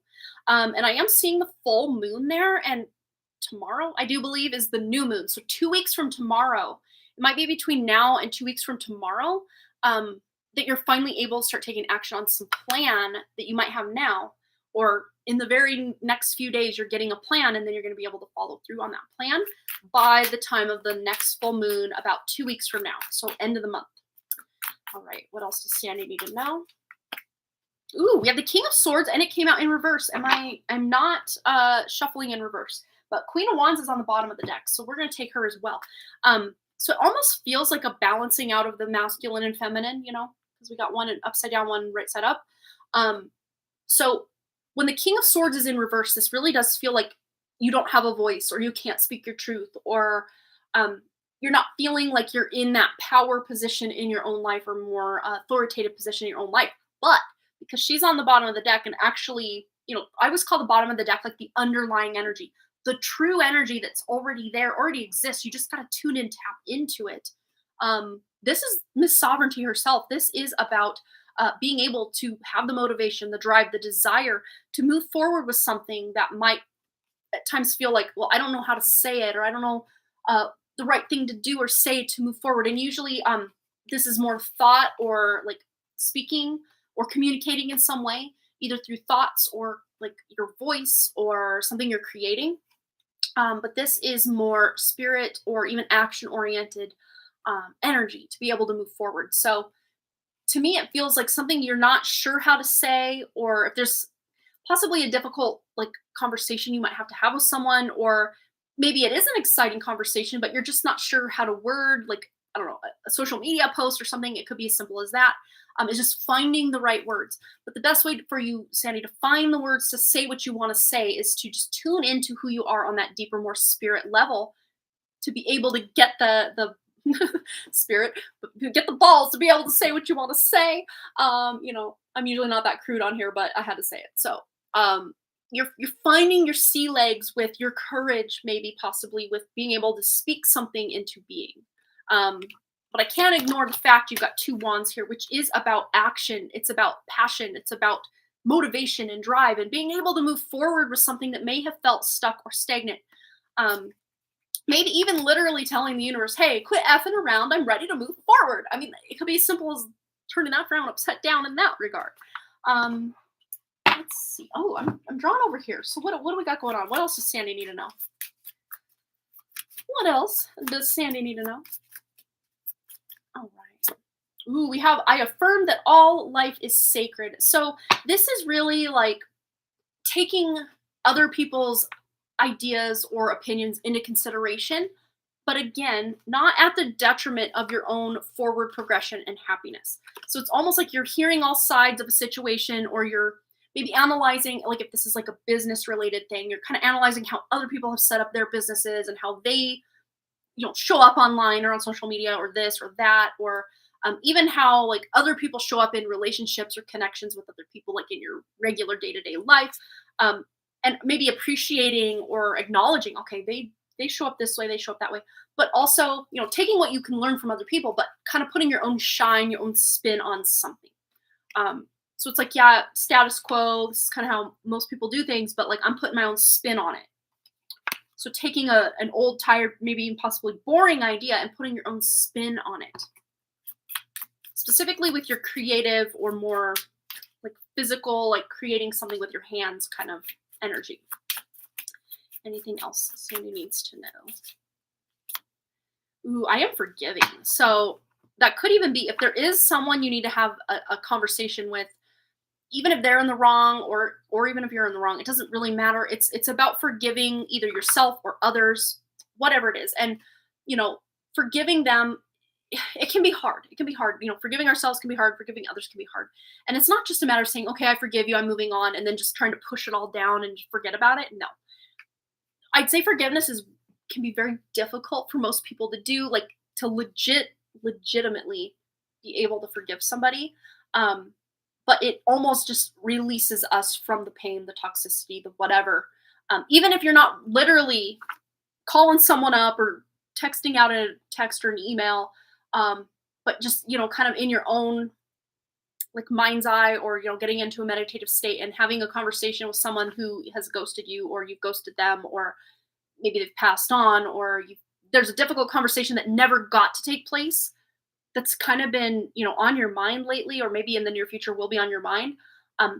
You to just give yourself even just 5 minutes to just kind of close your eyes, tune in, let them have it, swear at them if you want, call them names, just get it out, in your mind. Don't like call someone up and be like, you.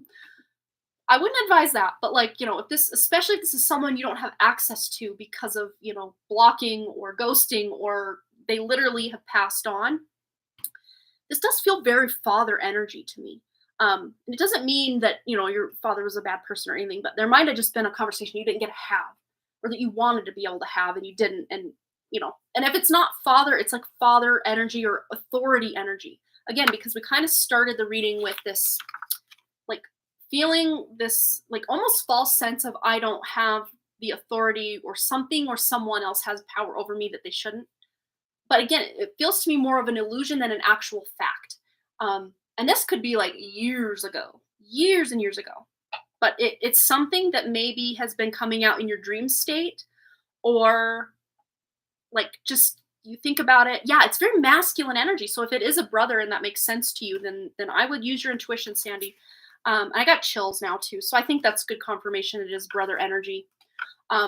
So have whatever that conversation is, and just intuitively allow, if you do want to hear his side of the conversation, in your meditative state, allow that to come through as well. And if it's something you do want to hear, great. If it's something you don't want to hear, you can counteract or counter argue whatever comes up. It can be such a therapeutic exercise, especially to those who have passed on, or those we just don't have access to. If it is somebody who's still in your reality and you could technically call them up, it may not be as potent or as powerful, because you still do have physical or like electronic access to somebody.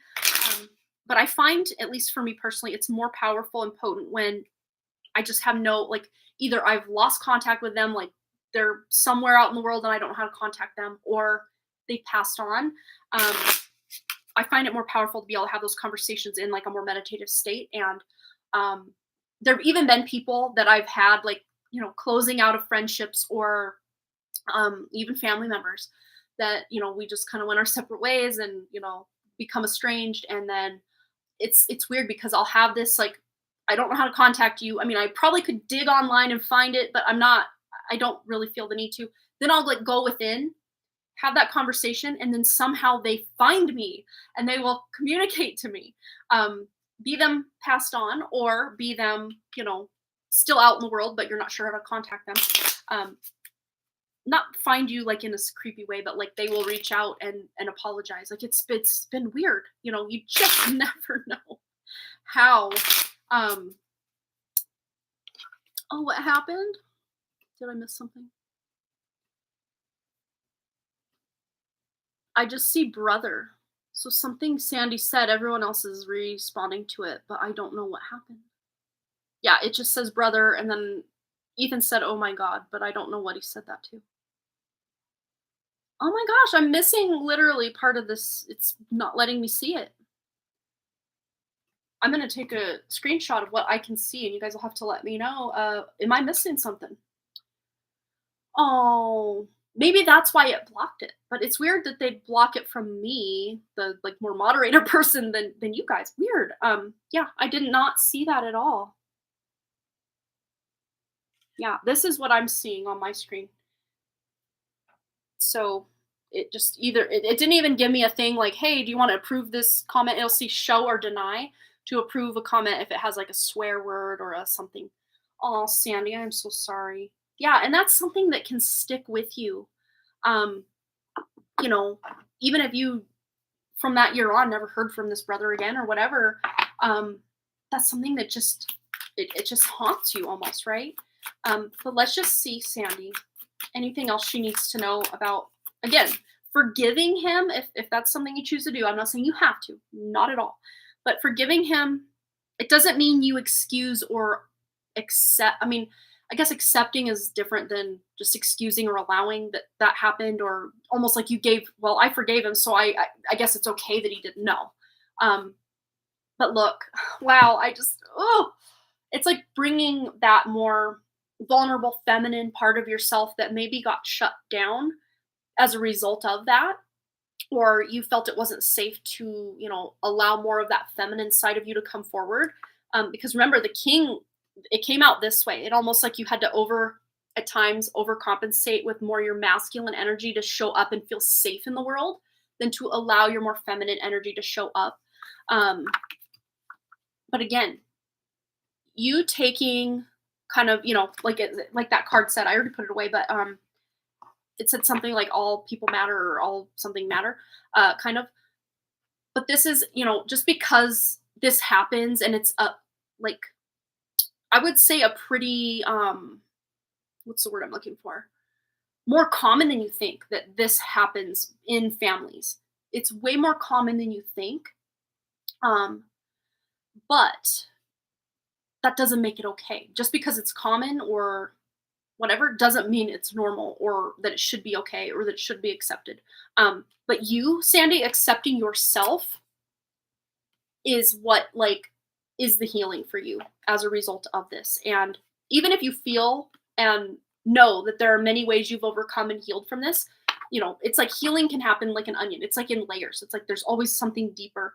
And especially, look at this, staring at me on the back of the deck. I hold purity in my self-esteem. And, the word purity, like he stole that from you. And that was not at all your fault or, something you had control over, and maybe even to this day still feel completely out of control about.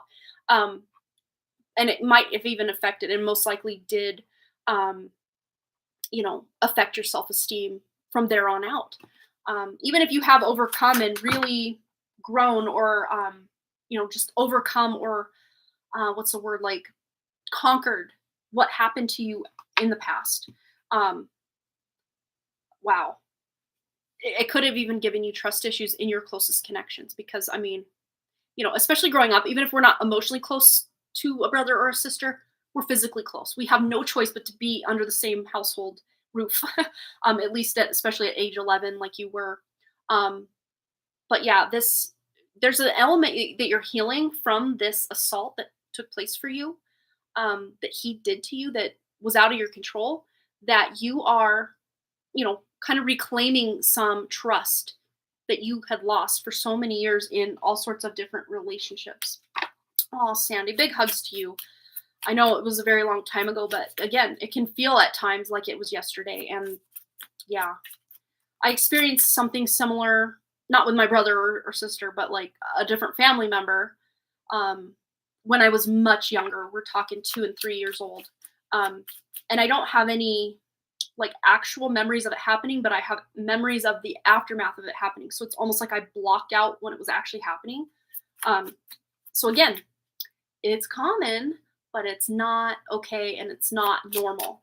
So yeah, I'm myself deal with that type of stuff too. So, and I'm not seeing anything from Sandy. So if Sandy has said anything after when she said brother, that's the only or the last communication I've seen from Sandy. And I think she's talking. So for some reason they don't want me to see what Sandy's saying. Oh, thank you. And all the chat. Oh, now I saw that. I saw what Sandy typed there just now. Big hugs to you, Sandy. But this to me feels like it might be something you want to watch again and just kind of unpack again. There's healing. There's healing coming through as a result of what you've been through. And then look, yeah, Queen of Pentacles, physical healing as well, to just all of your energy field and physicality as a result of you healing from this thing that happened to you, that was perpetrated onto you. There's healing coming. Big hugs, Sandy. Yeah, I had no idea that that's what Spirit wanted to talk about today, but I guess it was. So yeah, I think so. Yeah, and I kind of uncovered hints and snippets of it in a hypnosis, but I didn't go full on into the past memory of it. And I don't know that I need to or want to. And the weird thing too was there was this guy I really liked in, I think I was a sophomore. Um, Maybe it was a junior. Can't remember. Sophomore or junior year. And he was a year younger than me actually, but I really liked him. And I think he knew that. I don't think he liked me the same way, but he wanted to maybe get a little certain something from me. And I was just not the type at the time to do that. Not that I'm the type now. I mean, I'm happily married and I put out, so to speak, but back in high school, I was like, I guess you call me a prude, whatever. Call me a prude. I don't care. I was totally not gonna do what he wanted me to do. And he like grabbed my arm. Like we were at a like out of town wrestling match. And his brother was wrestling, my brother was wrestling. He was also in wrestling, and I was also in wrestling, but we weren't there for our wrestling. We were there for our younger brother's wrestling. And he like grabbed my arm and like wrenched it way up back behind. And I'm a pretty flexible lady, but even back then, but also now. But he really wrenched it like way up behind my neck. Like my wrist was behind my neck, but like way up behind my back. And he goes, I could break your arm. And then he just starts like making out with me. And I'm like, I don't want this. I did have a crush on you until about like 1 second ago, and now get away from me. And I just intuitively have a feeling that if this couple, like a mom and a dad, like walked by, if they hadn't walked by, he might have tried to do more. And I'm just still so grateful to that couple for walking by. Um, and the mom was like, "Oh, you okay, honey?" And I'm like, "No." And he let me go. And I just booked it back into the high school back to the wrestling matches. Um, yeah, and he never brought it up. He just acted like nothing happened. And I just completely distanced myself from that guy and haven't. I did actually hang out with him, not like just him and me one on one, but like I was with a group of friends, and then him and these two other guys like kind of joined our group of friends like downtown, and I was just like, nope. I didn't look at him, I didn't talk to him, and ew, no, no. It was creepy. Yeah, I mean, and so many, not just women, like even guys can be, assaulted like that as well. It's just, yeah. And that was in like 97, 98, in there, maybe even as late as 99. As a sophomore in 97, 98, and then a junior in 98, 99. So somewhere in those years it happened. Yeah. But it was so scary, and just like every time I would see him, I would just like stop breathing and like wished I could disappear.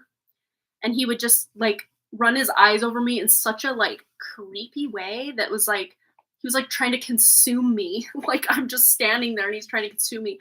But fun fact, I've actually used kind of that guy's energy and just how creepy that was, to kind of channel that into like one of the bad guys in my young adult novel series I'm writing. So I mean, I guess I did get a bit of good out of it because I have that kind of just creepy perspective. Yeah. What is downtown to Americans? Is that the city? Yeah. Like to us, downtown is like we called it like the main drag.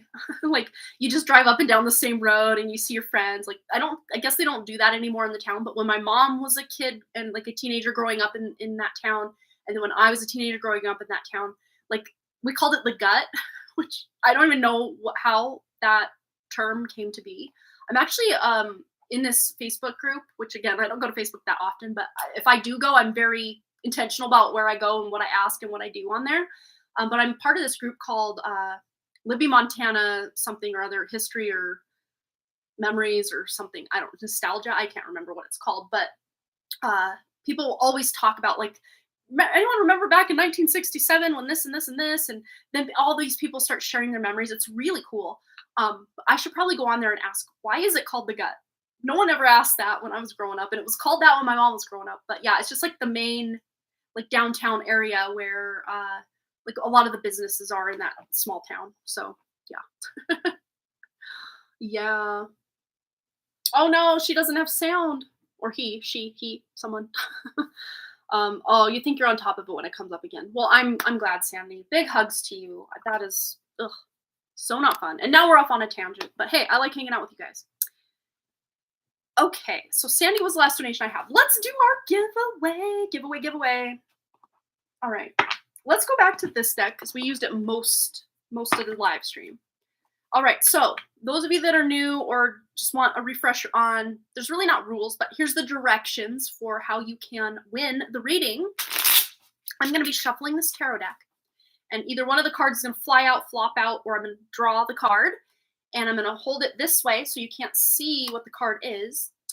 And the first person to use their intuition to understand or guess or, put out there, oh, it's the Queen of Swords, or it's this, or it's that, you will win the reading. So you can guess as many times as you want. There's 78 cards in this tarot deck, so there's 78 potentials for what is the card I'm going to draw. And you can start guessing right now or using your intuition to tune in. What card is it? Go ahead and start throwing out tarot cards. Just throw them out. Free for all. As many times as you want. As many cards as you want. Okay, here we go. And if we're going, and no one gets it, I will narrow it down by saying it's a court card, or it's a pentacle card, or I don't know. It's a major arcana, whatever. Okay, here we go. What is it? What is it? Here it is. Okay. Ooh, very fitting for what we were just talking about with at least my story with this. Literally in my story I'm writing, and I'm kind of using this one guy as kind of inspiration. This is the tarot card that keeps popping up when my character does readings about this guy. You cannot make this stuff up, you guys. You guys. It's a major arcana. Narrowing it down. It's a major arcana. It's a major arcana. You can't make this stuff up. I'm just speechless right now. And it's weird because until now, I didn't realize I was using this guy as kind of inspiration for this kind of creepy love interest guy. I didn't realize it. I mean, on some level, I think I did, but like on a conscious level, I was kind of using a conglomeration of a few different people, but he definitely fits the bill. Definitely. Okay, so let me see who got it, or if anyone did. I'm going to start back up where Linda was guessing. Don't see it. First person to get it. Ooh, Cheyenne guessed the devil, I think before I even said what we were doing. Yeah, Cheyenne, you won. It's the devil. The devil card. Yeah, Cheyenne guessed that quite a bit back. We're doing the giveaway. I just jumped right into it, Cha-Cha. I should have let maybe everybody know a little better what I was doing. Yeah, it's the devil. So Cheyenne has won a free 1-card pull today. Go ahead and let us know. Yeah, I think Linda says she guessed the devil as well. Let me see who guessed it first. Well, if Cheyenne guessed it second, I guess Cheyenne still also gets it. Thanks for letting me know that, Linda, because you know me, I will do what I do. Okay, Linda and Cheyenne have each won themselves because I guess Linda guessed it first and I just didn't see it. Linda, thank you for letting me know.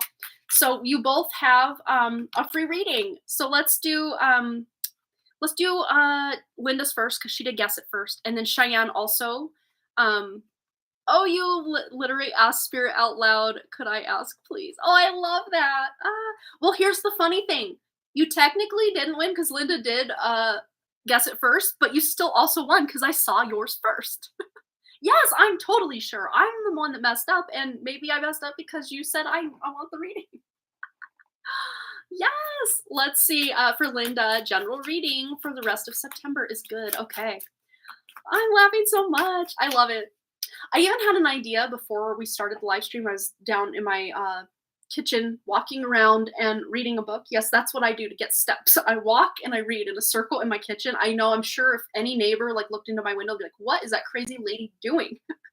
But I get my steps and I get to read the book. So for story structure for novels that I'm currently reading, it's like killing 2 birds with 1 stone. And I hate that analogy, but hey. But I just had this idea that I would, probably not today because we're kind of already into this, but what I'll do is next time we do a free giveaway, I'm going to write down the name of everyone who participated or guessed, and then we'll just put it in a jar. Where is it? Any big jar. I'll find a jar or cool little vase or something to put everybody's name in. So we'll do a reading giveaway, like a full read giveaway, and then we'll also pull a name every time, So of course, the names I get, we'll probably put in to the jar. And then after the giveaway, I'll pull another name for like a quick little one card. And by one card I mean actual like maybe 1 to 2 sentence reading. And we'll leave anybody whose name didn't get drawn in that.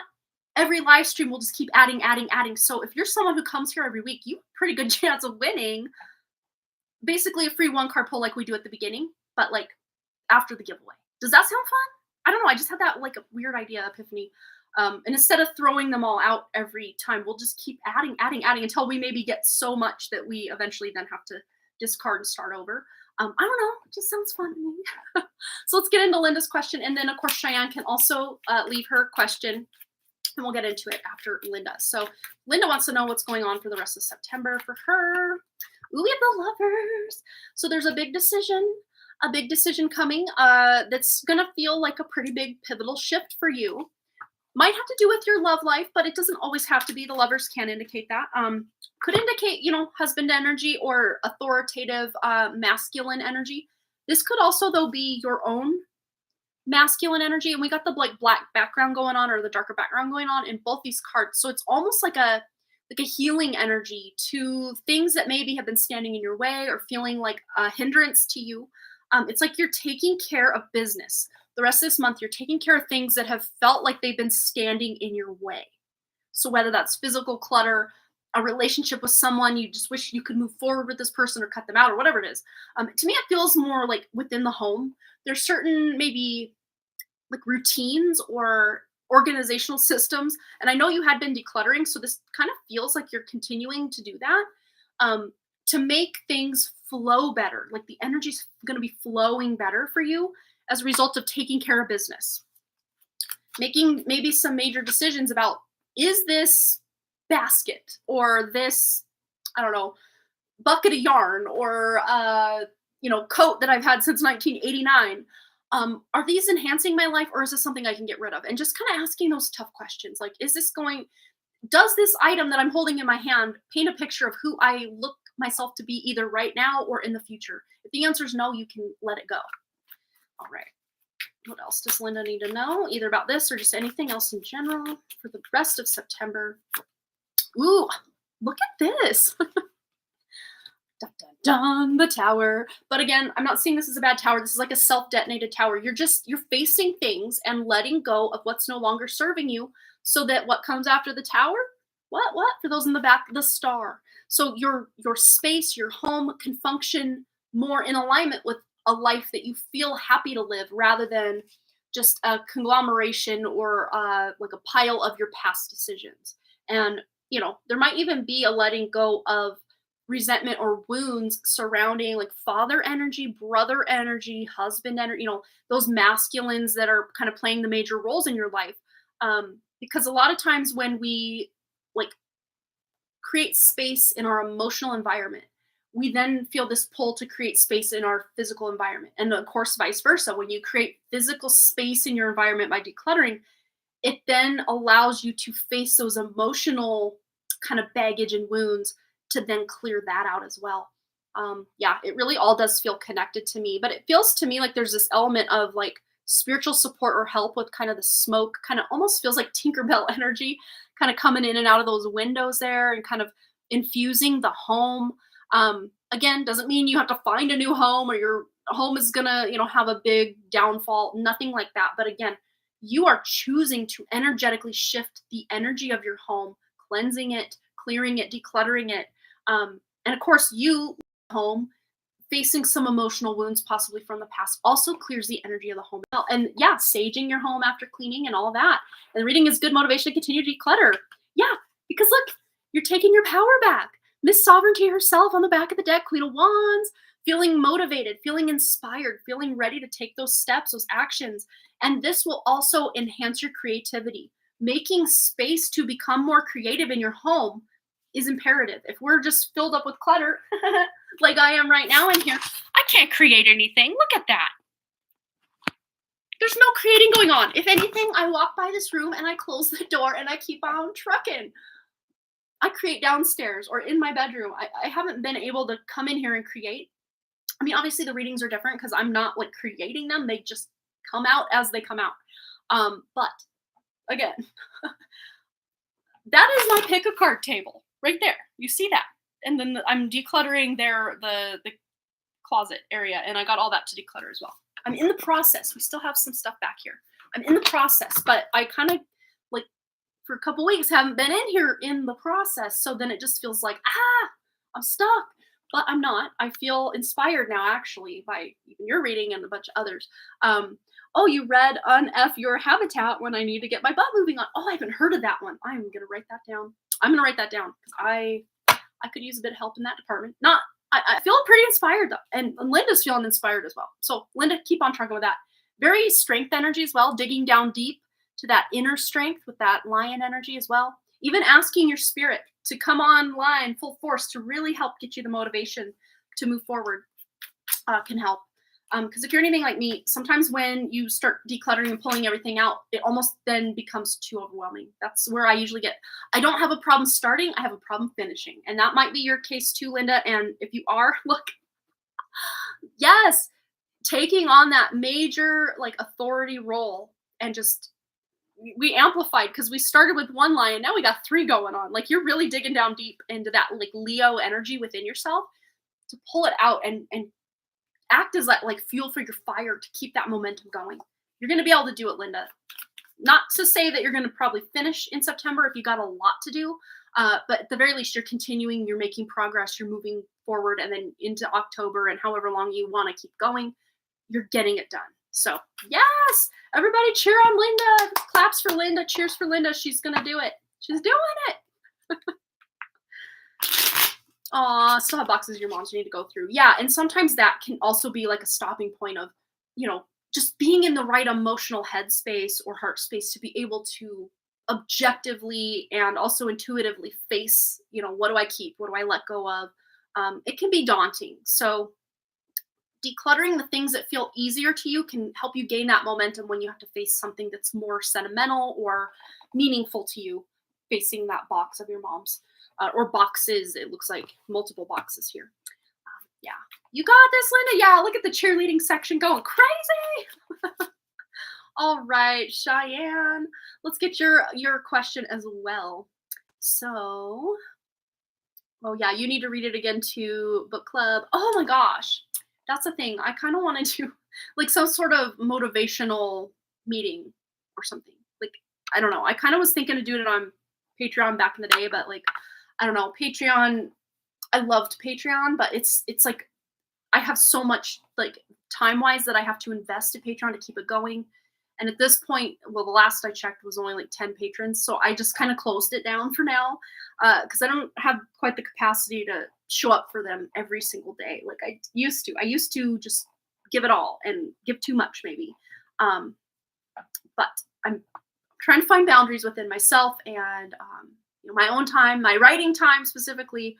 I completely had no writing time because I gave it all to my different YouTube channels and Patreon. And again, not that I didn't love it. I sure did. And I could keep on keeping on. But to allow that space for my own creativity, I did need to take a bit of pullback of my own energy to devote to my own creative projects as well. But I would love at some point, and it might even have to be like on, I don't know, my AuthorTube channel or my writing channel. I don't know.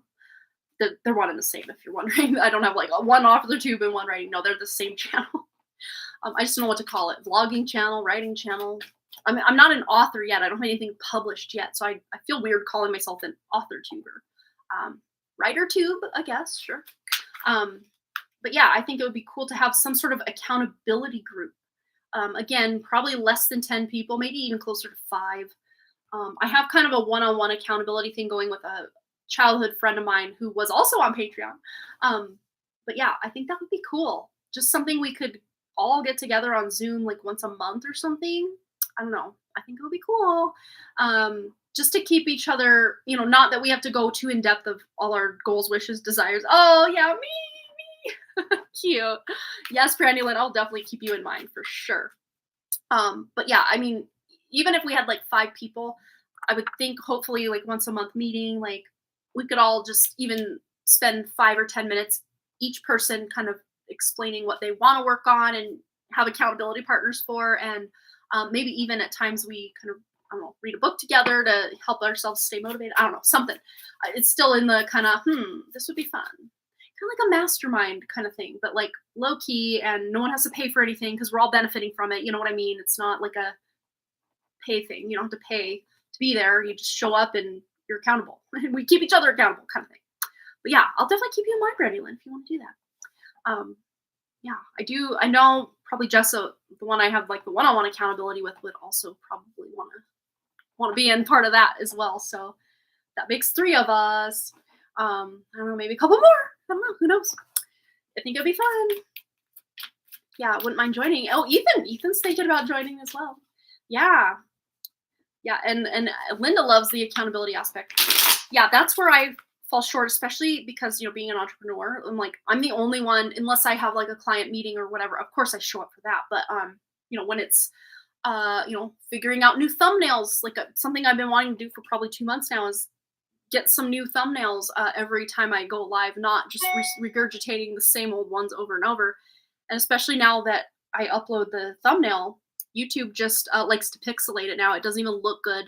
It's the same picture I've used over and over. Maybe that's why they want you to use a new thumbnail, or they're going to just pixelate it. I don't know. But yes, Cheyenne, where is your question, my dear? Let's get into it for you. I don't know. She might have already left it. There it is. I think. Yeah. Thank you so much. My mom was in my head instantly when I woke up the last 2 mornings. So wondering if there's something I should know, please. Okay. All right. Let's get into it for Cheyenne.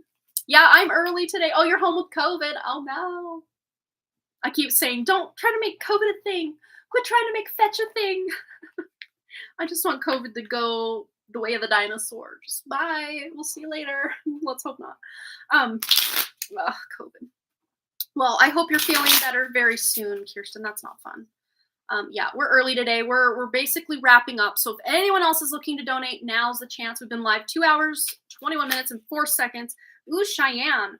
So we do have that element of the devil that kind of came out as like the underlying energy. And then we have the hanged man. So again, with your mom and the question that you have and just the guidance and moving forward and just what message she has for you. The fact that the devil is like feeling stuck. The hanged man is about feeling stuck. Current living situation, you're feeling stuck. I think it really is all pointing to, especially the living situation and maybe even the communication or connections with those male energies, because as I was explaining right before we did our free reading giveaway about feeling like, that the story I shared about the kind of assault that I had with that guy, of feeling like we aren't in our own power, or we're stuck, or we can't, exude our own authority because we're stuck, or we're, devil energy. So this, I think, is what your mom is really pointing to, is even maybe when she was still there and still alive, you feeling maybe controlled or, disempowered because of her as well. Yeah. Aw. And I think it's interesting too, with the 3. To me, this feels like the 3 feminines of the family. Of course, your mom has now passed on, but the 2 feminines remaining, you and Vicky, there will be something to celebrate. So when you guys do move, your mom will like be there, like for the first night, like, celebrating housewarming party, kind of thing. And to let you both know that she's very proud of you. It's funny. She's like, I don't mean to like, lump them as like in the same reading all the time, but like, that's like the energy of like, at least from beyond the veil, her perspective is like, my girls, my girls, my girls. You can't, yes, you are both individuals and amazing people, each on your own. But you're so strong together. Like you chose to incarnate together because you could be so much stronger together. Again, not to say you're not strong on your own, but coming together, it's like a force to be reckoned with. And the masculines in that household will not know what hit them when you move out. It will be like a mourning period because the sunlight has left the building. Yeah, you're definitely a team. And that's what your mom is pointing to.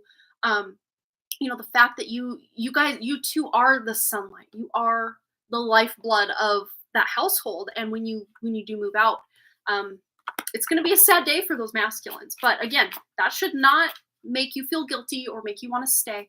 This is about you choosing each other and yourselves above what you're currently in, because you deserve to move ahead and move forward.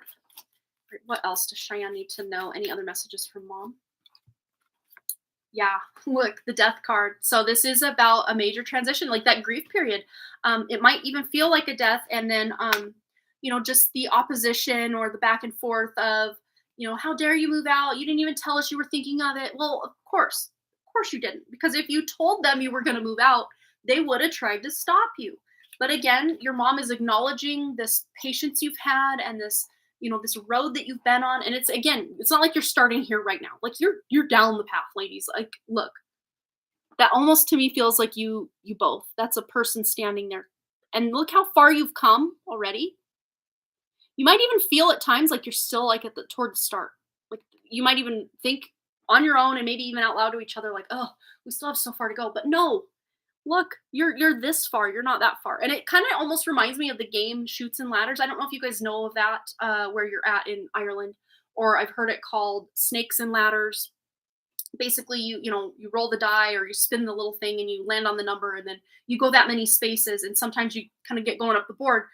Some of those spaces are little not ladders, little slides that you have to like slide all the way back down, or you hit a space with a ladder that really shoots you way up and you're like closer to the end, closer to the finish. Yeah, you don't want to stay no matter what, and I could totally see that. But it almost reads, these paths almost read as like a ladder energy, and we've got this like path almost kind of energy. Yeah, it's like there's multiple ways you can make this happen, and your mom is there supporting you every step of the way. Anything else Cheyenne needs to know from her mom?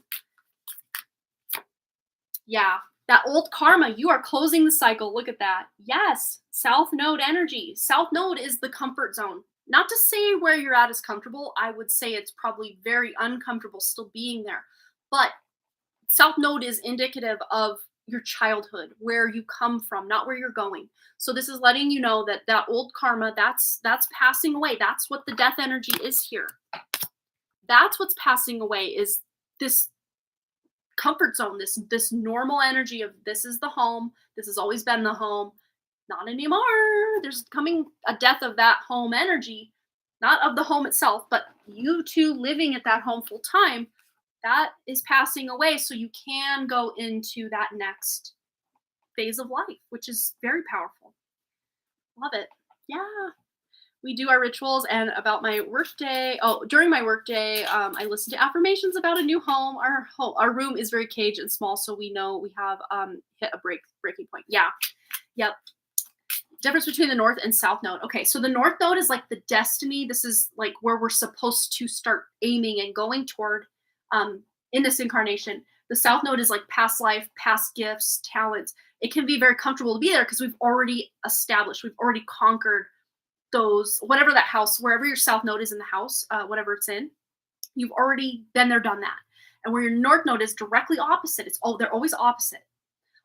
Wherever your North Node is, that's where you're being asked to be trajectory wise. Fun fact though, for all my Libra ascendants, there's like a completion energy that you can't just completely abandon that South Node, because the sign placement of the North Node is where the South Node is. Like, you know what I mean? So like for me personally, my South Node is in the third house. Well, the natural third house is Gemini, and that's where my North Node lies, is in Gemini. And then my Sagittarius ninth house, natural ninth house energy is in the third house. So Libra ascendants are kind of I don't know, like a glitch in the North and South Node matrix of kind of having to solidify or bridge the gap between the two, bring the two together rather than run away from the South Node toward the North Node. Yes, we're kind of almost going back and forth like this. If you're a Libra ascendant in Vedic astrology, or even Western, but I would say Vedic because that's a natural placements, you might know what I'm saying. Because for me personally, having my South Node, K2, in the third house, that's my house of communication. Well, been there, done that, allegedly, in a past life. I've already done all the things communication-wise, and now I need to go toward the ninth house of publishing those communications, right? And then, of course, my ninth house is Gemini, and my third house is Sagittarius, which are the natural third and ninth houses, respectively swapped. So I'm needing to write and publish, or create and publish. And also my, they call it the Brigu Bindu, which is your destiny point. It is the halfway point between your moon and your North Node, or between your North Node and your moon. So if your North Node and moon are in the same house like mine, and the moon it has a higher degree, your destiny point will be between the two, which my moon and my north node are already only 3 degrees apart. So my destiny point goes right between them in Purnavasu Nakshatra, which is return of the light. So I may fail multiple times at something, but when I get it right, it skyrockets. I'm still waiting for that skyrocket, but it hasn't happened yet. It may not happen in this life. You just never know. But usually a destiny point is indicating that it will happen at some point. Maybe my just publishing that book, that series, that whatever, is me hitting the destiny point. It's not that that book is a success or anything, but it's just me needing to publish it is my destiny. And there's a lot of other ninth house related things like spiritual awakening, your connection with your father. Again, Vedic astrology is more ninth house father rather than 10th house father energy. You have your north node in the ninth house. Yeah, there you go. There's this element of you publishing, at least where your destiny is kind of pulling you toward. Yeah. So I hope that resonated for you, Cheyenne. Sorry for the tangent at the end, but I want to answer Ethan's question. And yeah, I could talk like north node, south node, astrology related things all day, every day. I love it. I just love unwinding the secrets of the universe or the matrix if we want to go that route. Yep. All right, you guys. Well, yeah, there's so much to learn about astrology, and even like specifically like Vedic astrology. There's also this like branch of Vedic astrology called Jaimini. There's so much you could study all day, every day for your whole life and still only have like the touch, like the top of the iceberg of what is available to learn about all things astrology. I mean, there's just so much to learn, so much. Even your most like practiced gurus of astrology have only touched the tip of the iceberg. Yeah, it's crazy. There's so much, so in depth you can go. It's you can't probably even reach a bottom. It's probably that deep. Yeah, I mean we're literally talking the map of the stars, which space itself allegedly, you know, you believe in space or not, you know, it's very vast and very spacious. Yeah, so many stars. Nope, 10th house with my sun, Mars, and Mercury. Ooh, well, 10th house with your Mercury, that does indicate that there is this element of wanting to communicate or express yourself.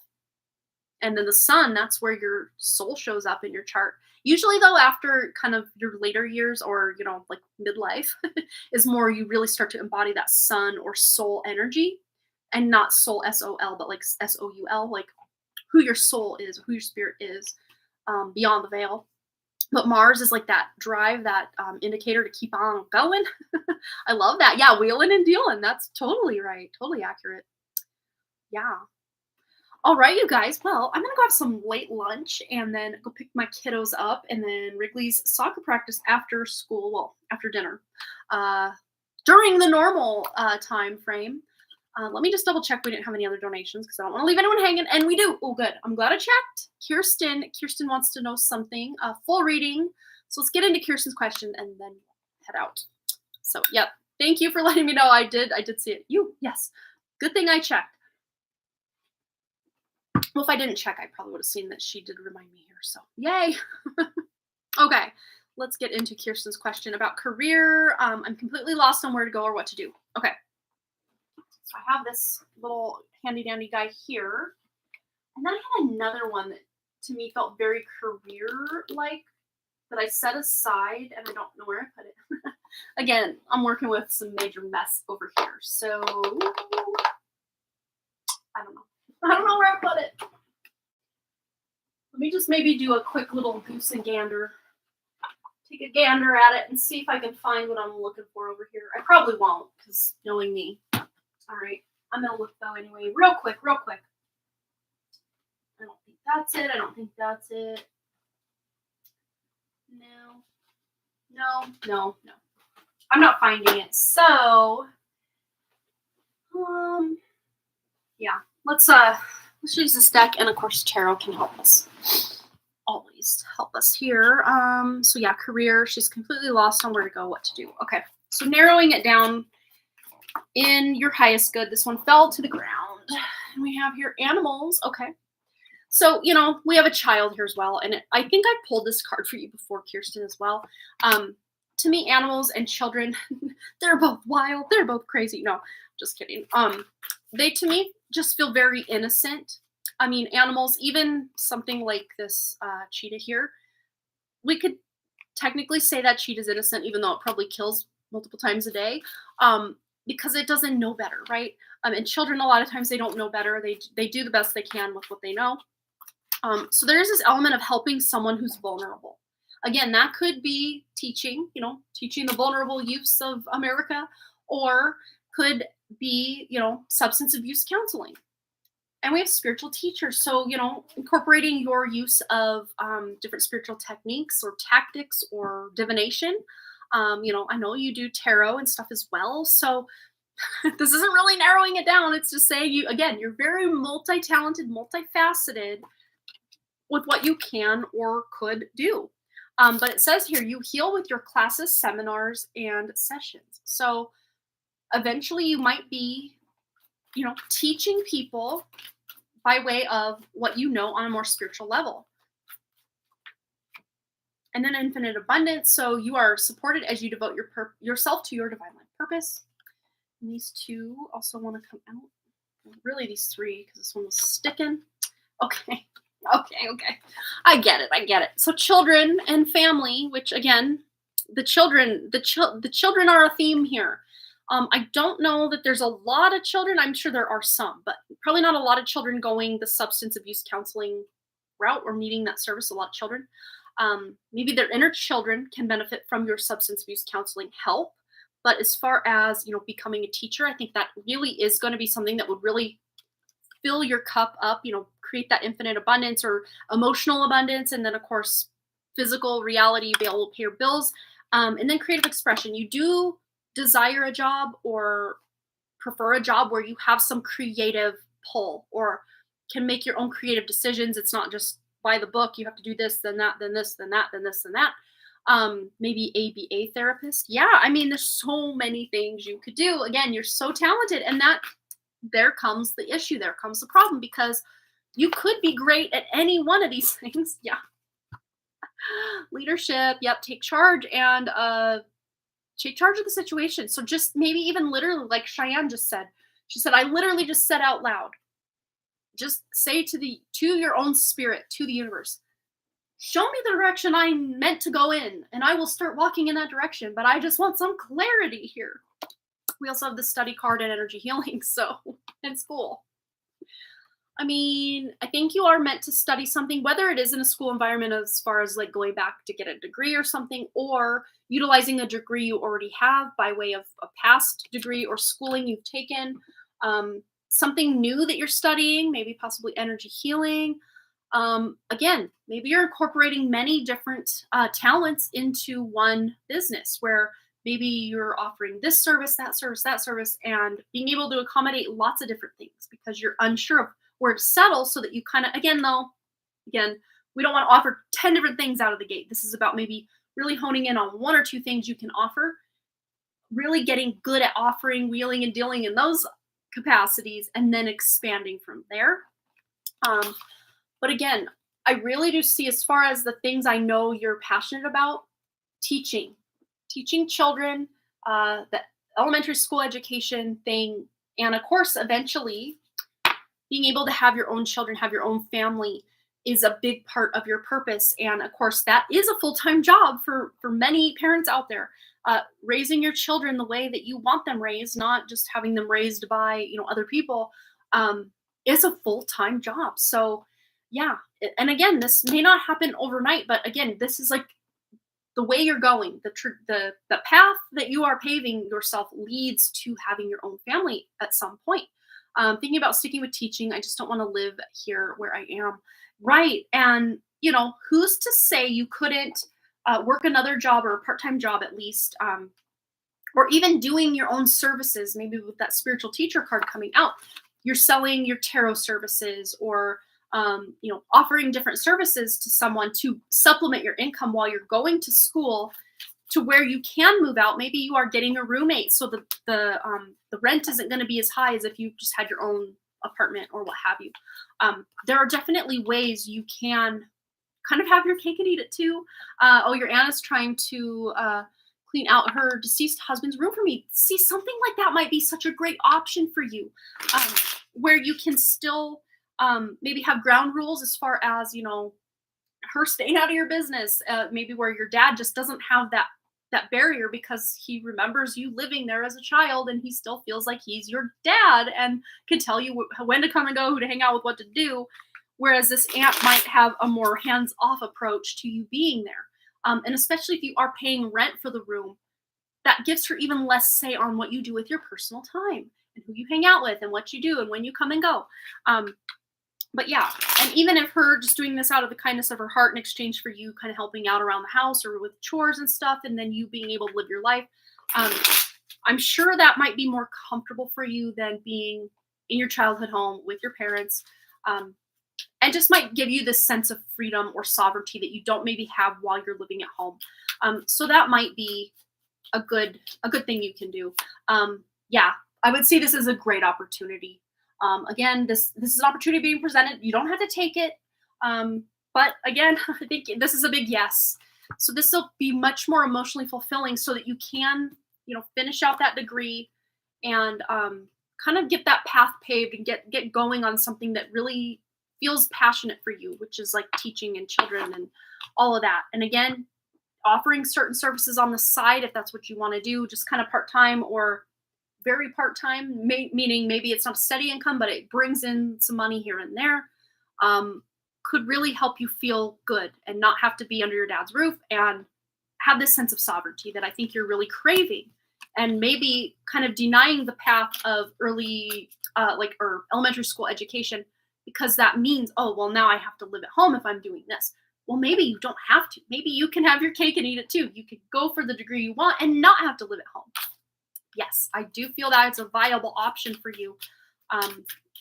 Yeah, and maybe even offering to help her clean the room out to speed this up a bit, get this ball rolling if that's what you choose to do. So I would say you have so many talents, and I know we've tuned into this many times that you have so many talents. So you don't have to settle for something just because this means I can get out sooner out of my dad's house. No, you can go for the thing you really want the most because you want it and for no other reason. Not because you have to do this or you have to do that. No, because you want to, you do it. That's where you're kind of going now. Have extra college money coming in, and I work part-time as an after-school program teacher. There you go. Well, that might be enough, especially being able to live with that aunt, to get you going on this career path, this degree to be able to go down that career path. So yes, let us know how it goes. I think you've at least have this desire in one capacity or another to go this direction of being able to become a teacher and be around children. And you're already doing that. I mean, but with the after school program, you're already doing that in some way. But I can totally feel your heart is totally there for the kids and they could definitely benefit from you. Again, though, not to say you don't have other talents you can use to bring in money as well. So keep that in mind. All right, Kirsten, I hope that helped a little bit at least and brought you some clarity. And thanks again for your donation. All right, you guys, I'm going to double check one more time. We don't have any others. No, looks like we're up to date. So thanks again, you guys, so much for all those likes, comments, shares, subscribes, donations, and all the things. And I really, truly do hope to see each and every one of you right back here at Harmony Portal Tarot Live. I will be back on Friday at 11 a.m. Mountain Time. So same time, same place on Friday. I will be here, and we're going to be doing a free one-card pull at the beginning and then along with our giveaway. And I think during the giveaway, anyone who has guessed in the giveaway, I'm going to write your name on a little sticky, no, I have those like page flag sticky notes downstairs. I'll grab those, bring them up here, write your name, put in a big pot or something, pull a name, but leave all the rest of the names we don't pull for the next live stream. And the next live stream, keep adding to it until we're just too spaced out that we need to maybe dump it and start over. I think that would be fun because that would then give like a free one-card read. So there's 2 opportunities to win a reading. Well, 3 if you count also the beginning of Friday's live stream where we're going to do a free one-card pull for everyone who wants it first 20 minutes. So there's at least 1 opportunity to get a guaranteed free reading at the beginning, and then 2 more ways. And again, if you win the reading, the free giveaway reading, your name is still in the pot to also win a free one-card pull. So, I mean, it's a good deal. And you just have to be here and hang out, and that's all you got to do. to possibly win. So yes, have a good one, everybody. Have a beautiful, blessed weekend, and I will see you, or not weekend, midweek, going toward the weekend, and I'll see you all on Friday. All right, you guys, bye.